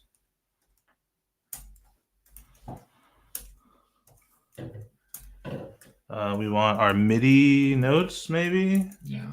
Which is like an array of numbers, maybe, and then our musical notes, I guess, is an array of strings, and this. Dot object. Let's see what we get. So that's something very cool that's happening on the screen. He's getting an agent and trying to generate. He's sending it a request, a text request, and then he's imposing an output shape so that when he will deal with his object, the object should have the expected shape, which is pretty convenient. You tell the agent in plain string that you explicitly want this type of object, which is super nice. Pretty good. Oh yeah, there's this. God damn it! There's a problem with Bun right now. Oh. This HTTP parser thing. But his app is patented or something. That's cool. Let's see. That creates a band in real time, man. That's crazy. Oh wow! So as you can see, we have an object with the valid shape that we're expecting. Okay, nice. So what I'll say is I am receiving an object with MIDI notes and musical notes. How can I play this audio? Let's go like that. Let's see. Yes, context. Easy MIDI package. Oh. Man. Oh, okay. It's okay, rude boy. We love you, dude. No need to be sorry. All right. So let me just double check what is this package on the side. I don't know, but this is pure vibe code. Yeah. So whenever we do vibe coding, we always tell people there's two types of vibe coding. One is when you know what you're doing. Yesterday, we knew what we wanted to do for the triage. We made a triage agent. Today, we literally have no clue what we're doing. We're not musicians even. We're not even fucking musicians. So truly, we're vibing in the sense that we don't know if things are going to be correct, but hopefully our intuition helps us, But I don't think so. I think it's going to be hard. We'll see. Okay. Oh my God. Let's see. Is this one, yeah? How do I make this? Okay. So imported easy MIDI. Seems to be something. Okay. Output, play MIDI notes. This kind of code's kind of trash, but it's okay. And look, they put small pauses between the notes and stuff. I think it's for because we don't have the rhythm yet. Mm-hmm. We will not be able to manage the musical notes, playing notes. Dude, what if this just works on the first try? Man. It probably won't though. But will it? Will it? Virtual MIDI device installed. IAC virtual MIDI setup. I need to install some stuff. Let me do that real quick. Make sure you have a virtual MIDI device installed on macOS. You can install IAC driver from that. Okay, let me go figure that out real quick. Let me stop in here. Whoa, we have 403 people here. Welcome. That is wild. People watching, two guys that are, struggling. Struggling a lot. What is this thing? Audio MIDI setup. Okay. So And then what?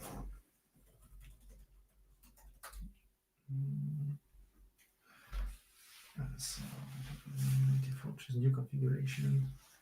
Configure speakers. Oh, add. So in the audio MIDI setup app on your Mac, choose Window, Show MIDI Studio. I don't know if you have this one. Might be a pretty old guide. Sorry. Show MIDI Studio. Okay. Again, I'm in here. You're here. And IC then driver. it's like choose window. There is window somehow. Okay, sure.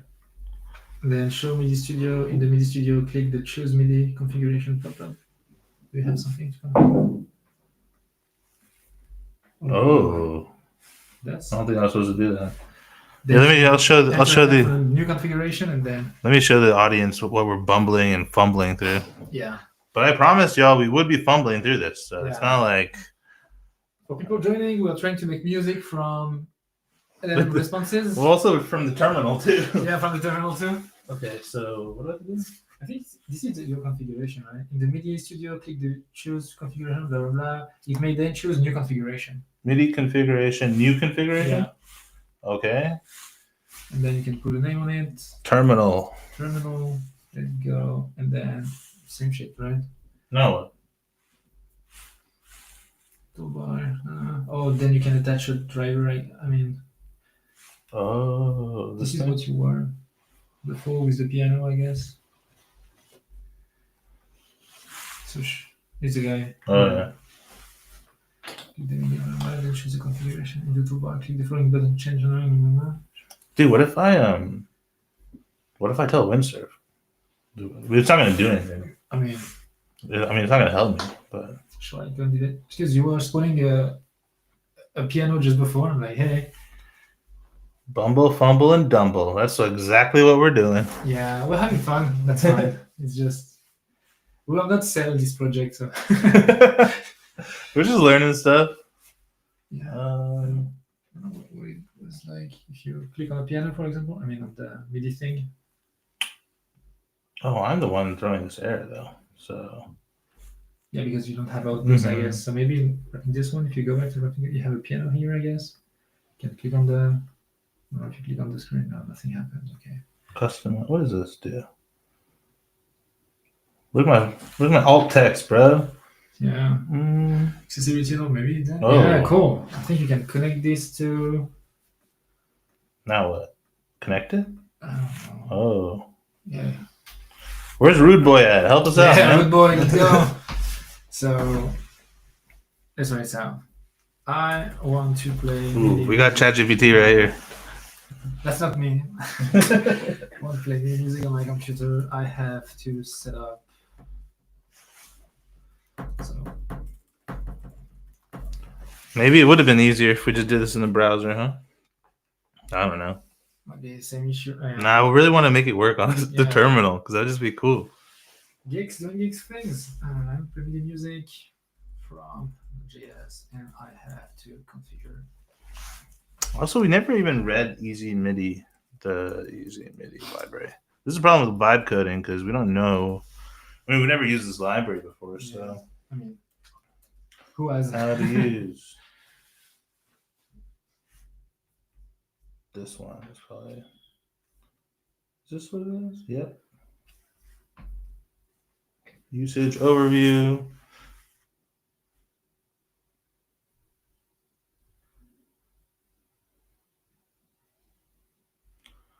Virtual devices can be created by passing this. Get outputs. Okay.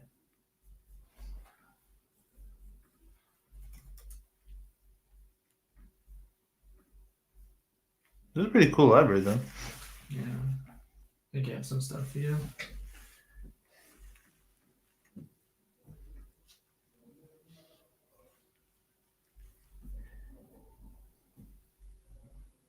Interesting. Output. Okay. So I'm gonna say. So it's like there are no. We need to create a virtual. Yeah. So inside a virtual MIDI synthesizer on Mac, for example, if you want synthesizer, option A, GarageBand, option B, SimpleThint. Oh, That's we're it. going to the browsers. Yeah. We're going to the browser, dude. Let's Fuck go. this. Okay. I'm gonna make Windsurf do all this work for me. Yeah. Create, React, blah blah blah. I'm having. Oh, let's see. What if it? Oh, okay. Show MIDI. Double click. Check. Double click IAC driver. Devices online. Cool. Was that it? Was that it now? Let's see what it says. Let's see. Check. Okay, we did that. How do we apply it though? Can't apply shit. Double click IAC driver. Check devices online. Apply. What is this one? Bus. Yeah, whatever. Let's do it. Wow, did Windsurf tell us the whole time like what we had to do? That's crazy. Yeah. The note will play with a short duration. Let's run the script. Let's try it. Let's just try it. Let's see. But then now we'll see. get outputs. Oh! Okay. So Oh. it means that something is happening. But now Oh! musical Playing the notes. I don't hear shit though. Yeah, it means that we are lacking something between this driver and something that sounds something. This is maybe where maybe Windsurf has the answer actually. Yeah, probably. Okay, if you want to hear the sound, oh man, we gotta keep reading, dude. You know the problem is humans just don't read shit. That's really what it is. But okay, if you want to hear the sound, you'll need a software synthesizer. Like exactly what we just learned. Yeah. Let's pose the question. I mean, is this one super complex to install, or is this?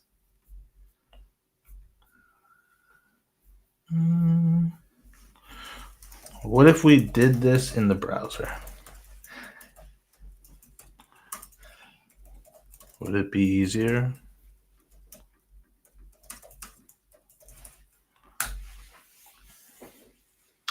Because I have an idea for the browser if we do it there. You want to? Doing in the browser with the web audio API, yes. Let me show you how we can modify it. Let's go. Let's go! Yeah. All right. I was going to say, hey, we just need an index.html. That's fine. What can you do? Error. What? Okay. Okay, yeah, go ahead. Make a public directory. Go ahead. Do your things. Do whatever you want. I'm just trying to play some music, man. Yeah. Simple one. Trying to get this music going. Imagine that. Isn't the funny part though is like the AI piece of this was done in like 5 minutes, Yeah, that's the thing. and then we're still doing all this classic software engineering bullshit, figuring out what to do. Okay, sure. Browser.ts. Might as well. You know what? They was saying that also just before. He was like, "Hey, the agent is the fast part." You know, he was having this agent with a big instruction. And he was saying, "Hey, the thing that is actually happening is what tools are doing." So Yeah. the tools are the critical point basically, because now we are very well equipped for creating agents and all of these. This browser file, I already know is going to be a piece of shit. I can already tell. Like, just by the name. It's also taking a long time, and like I can only imagine like what's happening. But I'm gonna let it. Should I? Yeah, I wanted to do all the MIDI stuff, but it's probably gonna bumble everything else. So It will do some shit, but we'll see. taking forever too. So it must be either it's building a rocket ship or something, or it's doing jack shit. I can bet he's actually trying to make some, real time creating that thing, behind the patent or something. Maybe I will. Let's see what's happening in index.html over here. A bunch of shit. Bunch of You shit. can remove the style, we can remove the style. So browser.ts. Sure. Oh, hello there. So, Oh man, look at this beast of a thing. let's just run the thing and see how it goes, and then we can. Yeah. Oh my god. Yeah. Sure. Yeah. Simulate API responses. God, this is not what we want. This is not what we I'm want. curious about how to use this media API in the browser. Just that. And then, Yeah. Let's just. I mean, I guess we should just open this.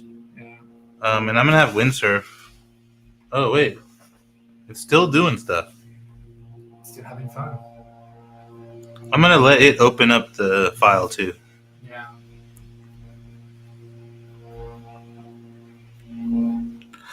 I don't know, but we can. We'll pursue it. I mean, we'll push forward. Like Browser. Okay. Media API. I've given the wheel to windsurf. Yeah. So at some point, I'm gonna have to Probably. step in, but today is not. Well, right now is not that. Okay, let's see. It told us to call npm run dev, which okay.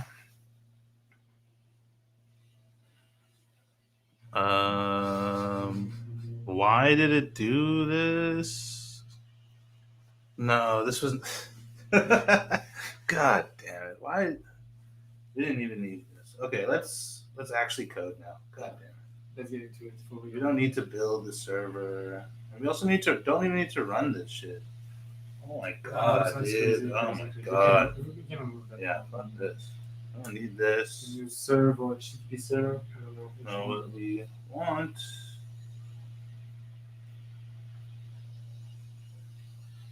We also don't even need this MIDI stuff anymore. No. We don't need many of this shit. We actually don't need any of this. So in the browser.ts, what we do need is to import master client. Yeah, we can basically. So, two things. We need to fetch the API, or it depends if we want to use a tool or if we just want to interpret the response from the agent. So we can call generate, like the generate endpoint, or we can set a tool. I want to. Yeah, we can give a client side tool that plays audio, right? And then we'll just have to generate the notes. It'll all work. It'll all work. It's just I wish we had more time because I got to do a whole project setup. I'm not using basic ass JS. Some crazy shit's happening over there. I don't know what the guy is doing, to be honest. Sanding? I don't know. So that's the fork in the road here. I say we just try for it. Let's have a simple function that fetches for generate, get back the MIDI notes, and we try to run the MIDI API. Just a simple script, making a fetch request, and then we can try to just spin up the MIDI API and see how it goes. Yeah. We have a plan? That's a plan. That's the plan, sure. How do we change this browser file though? We can go quick and dirty. We can remove browser index sheet. We go into public. We create a script.js without transpilation. We start the index thing, and then we're good to go. We can do something like this. Or maybe simple script. Or what if I just say, "Hey, Bootstrap." Oh, I'm gonna see if being mad at it is gonna change it. This is such a mess. Make me a Vite app instead of this shit. You should be fine with it. And be fast. You shouldn't be mean. Because I only got. Man, we're gonna go over time today because I just want to see this through, but I only got some time. Only got a little time. Yeah. Left to live.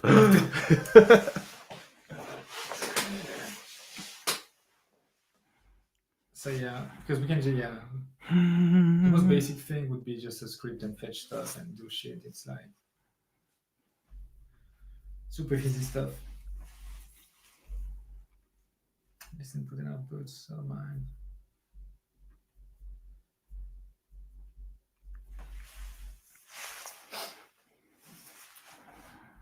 Waiting for a response. So he's expecting you to I thought we already installed all that shit. I don't know So. what this guy is doing. Oh, it's because we're making another folder potentially. Rude Boy said, I would try and use ChatGPT to render an audio file given an array of MIDI notes.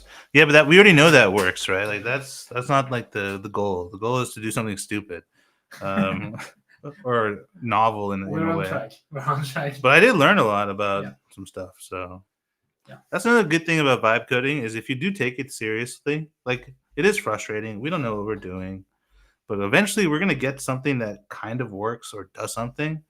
And then I'll be like, hey, I learned a lot about MIDI notes. Also, I didn't know MIDI notes were integers, right? That's cool. Thank you for that. And then also didn't know there are all these like JS libraries and all that. So it's pretty cool. I didn't know that you had to have a setup for running on your machine and that you don't have to on the browser, for example.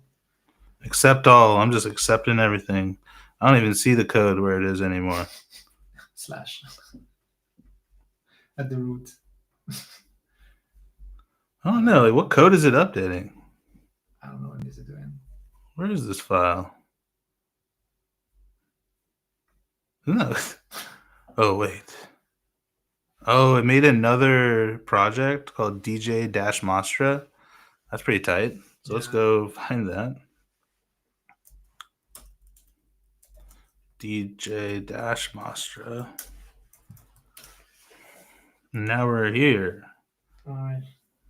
It's still going to in the other one. Nope, not here. This one. That's funny, dude. Man. That's funny. Oh yeah, I'll run npm run dev. Sure, why not? Just to see how it goes. Okay. So let's see if we have a server now. Oh, wow, it actually did a lot of stuff. Okay, let's go look at what it did. The DJ Mastra thing. We can also pull it up on... No, it has a UI. So has a UI and everything. I think you have the port and yeah, just above. Yeah, cool. Cool. If you press something. Oh. Okay, cool. Okay, cool. That's something at least. So isn't so bad. Now let's take our Mastra folder and just plop it in here. Sick. And this index, that's great. We're just going to use this. Now if I go to here, I'm going to npm install Mastra client.js. Also, I need to double check our Mastra dependencies here, which I believe we're good. And maybe it already made a Mastra stuff. Let me see if there's any new Mastra in here. Nope, that's just the one that we brought. So, all right, bruh. So now we'll have the client.js. Yep. So then we'll go into, I don't know, there's some generate notes. Generate notes, which is here. What is he doing? Just faking it. Hey, that's cool. We have the same type of. Oh, we don't have the same matching between the notes that he's trying to play, but we can figure it out. Yeah. So let's make a Mastra client here. So Mastra client is a library that allows to access your Mastra instance using a convenient API. It makes basically fetch requests to your server, and it's super nice to use. I'm using it almost every day, and it's super nice. I'm just gonna put this on. We might get some cores bullshit, huh? But I'll just enable cores on. Yeah. There is a course. I think I have a project. Let's see if we have it in devs. Maybe Daniel has. So generate notes. Let's get an agent here. Client get agent. Yeah. DJ. Then we can do agent.generate. Yeah. And that this generate should come from wherever that Super Mario shit is. So song name. So generate should come from the song name. Yeah.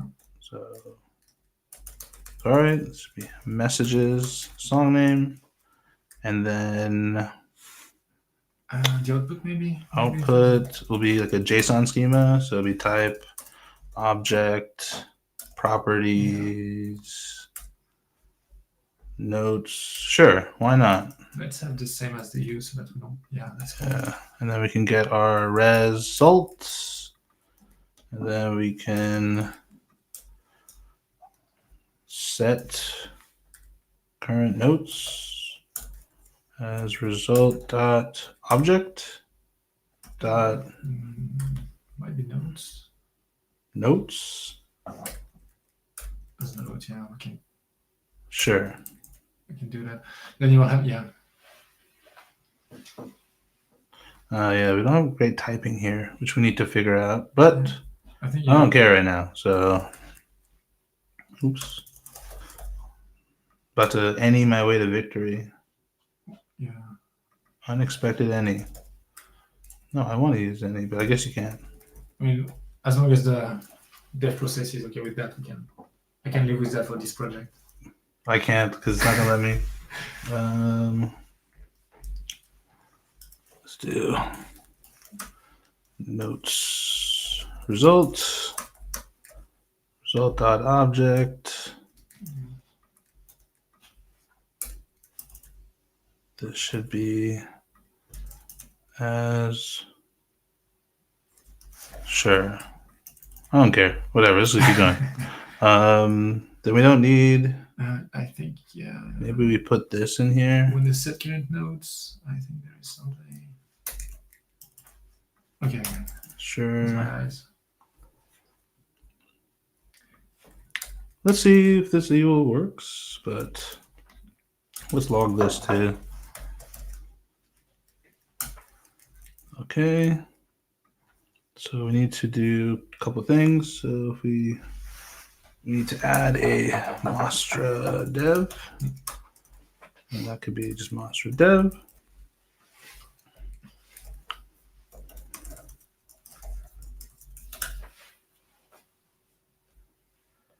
But you want some blah blah storage or no? That's because what did I do here? I don't have any storage. I don't want any. Let me get rid of this.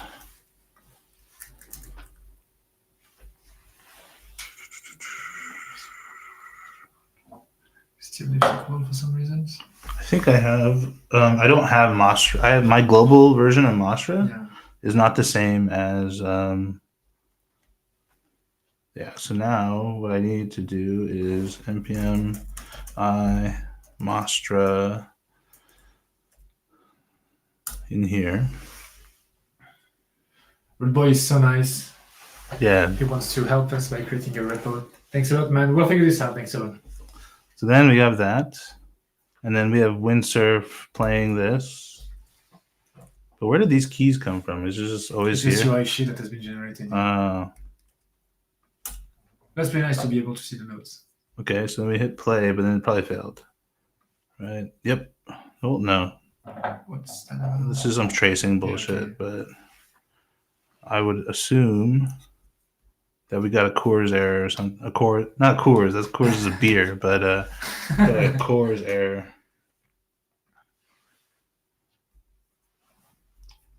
Ooh, we got a 500. Nice. Probably because the environment variables are not over. So let me go do that real quick, and we can. So close, dude. So close, but we also have to go. So we might have to redo that or do this again. But let me just. Here, I'll promise. We'll just do one attempt, and if it doesn't work, then we'll have to cut the stream because we have been here for a while. 450 people. Yeah, that's so nice. Marvin, give him a recap. So yeah, we're just messing up right now. So we've been through today. We've been through AI news. We've talked about OpenAI and how they have acquired a great company. I will mess up the name for 6.4 billion, which is absolutely crazy. And for hardware engineering and these kind of things, this is something that I personally don't like much, but it's very personal. Then we've been having a great demo from a member of the community. I don't know if we have the link here, but we'll send it again from Daniel, which is super nice. Oh, snap! Holy shit! Oh, I gotta share with you guys. Sorry, I was, dude. Okay. Sorry, I was just fucking around while you was talking. My bad. But we gotta bring this home now. Okay. Super simple.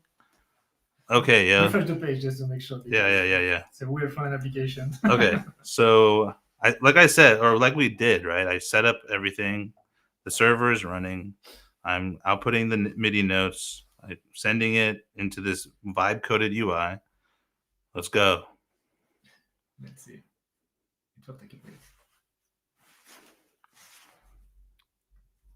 Work, man, work.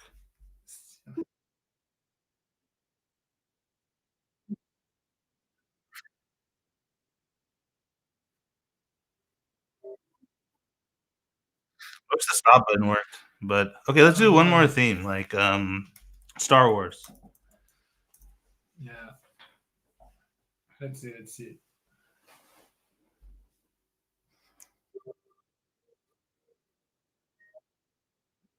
Yeah. Whoa. Okay, one last one. Yo, dude, that's sick because I thought we were gonna fail, but at least we got something. Vibe coding for the win, dude. Okay, what's another one? What's another like? What's a? Oh, Rick Astley. Oh, this one can be good. Oh, I noticed that it was passing yesterday evening when we were eating. Yeah. We got Rick rolled at your own house.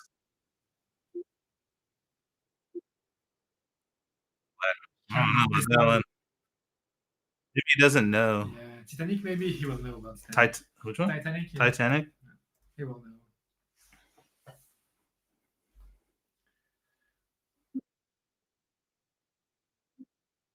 You need more notes. You know? It's liking notes for some reasons. But Super Mario Bros. Is working. Yeah, what's like something iconic? I just want to. Oh, Jurassic Park. Jurassic Park is good. Never gonna give you up. Oh, what if I did Rick Astley? Never gonna give you up, because I was just giving them an artist. Like, what if it doesn't know? Oh yeah, it's not precise enough. Yeah, but it also needs more of notes. Yeah. Let's try one last thing, and then we gotta go. Jurassic Park theme song. We need more notes. We need more levels and notes. Yeah. The scale, dude. I think it doesn't know. Yeah. So this is where you got. Now it's like back to the AI part. We need to make. Mini? I'm on 4.0. On 4.0, okay. But we could try different models to see like what kind of things there are, or maybe we need more range in like the available notes. But and also timing and tempo because because it's so fast. Flat. But we can definitely do something like, and it should work. Super nice. That was fun. Yeah, that was super nice. Let's just do one last Mario, and we can get out of here.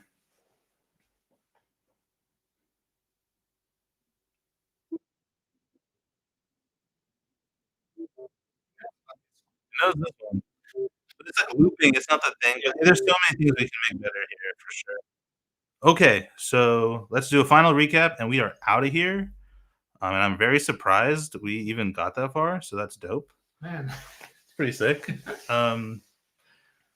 Yeah. So we had AI news. Talked about a bunch of stuff. I had Daniel from Agent aiagent.sh. We had some Mastras come on board, teach us about evals and how we make the Docs chatbot better. Then we struggle bust this whole freaking thing on how to build a MIDI player where the AI agent will generate notes. Yeah, so that is that for today. Thank you so much for joining us, all 463 of you. We will see you next time. Peace.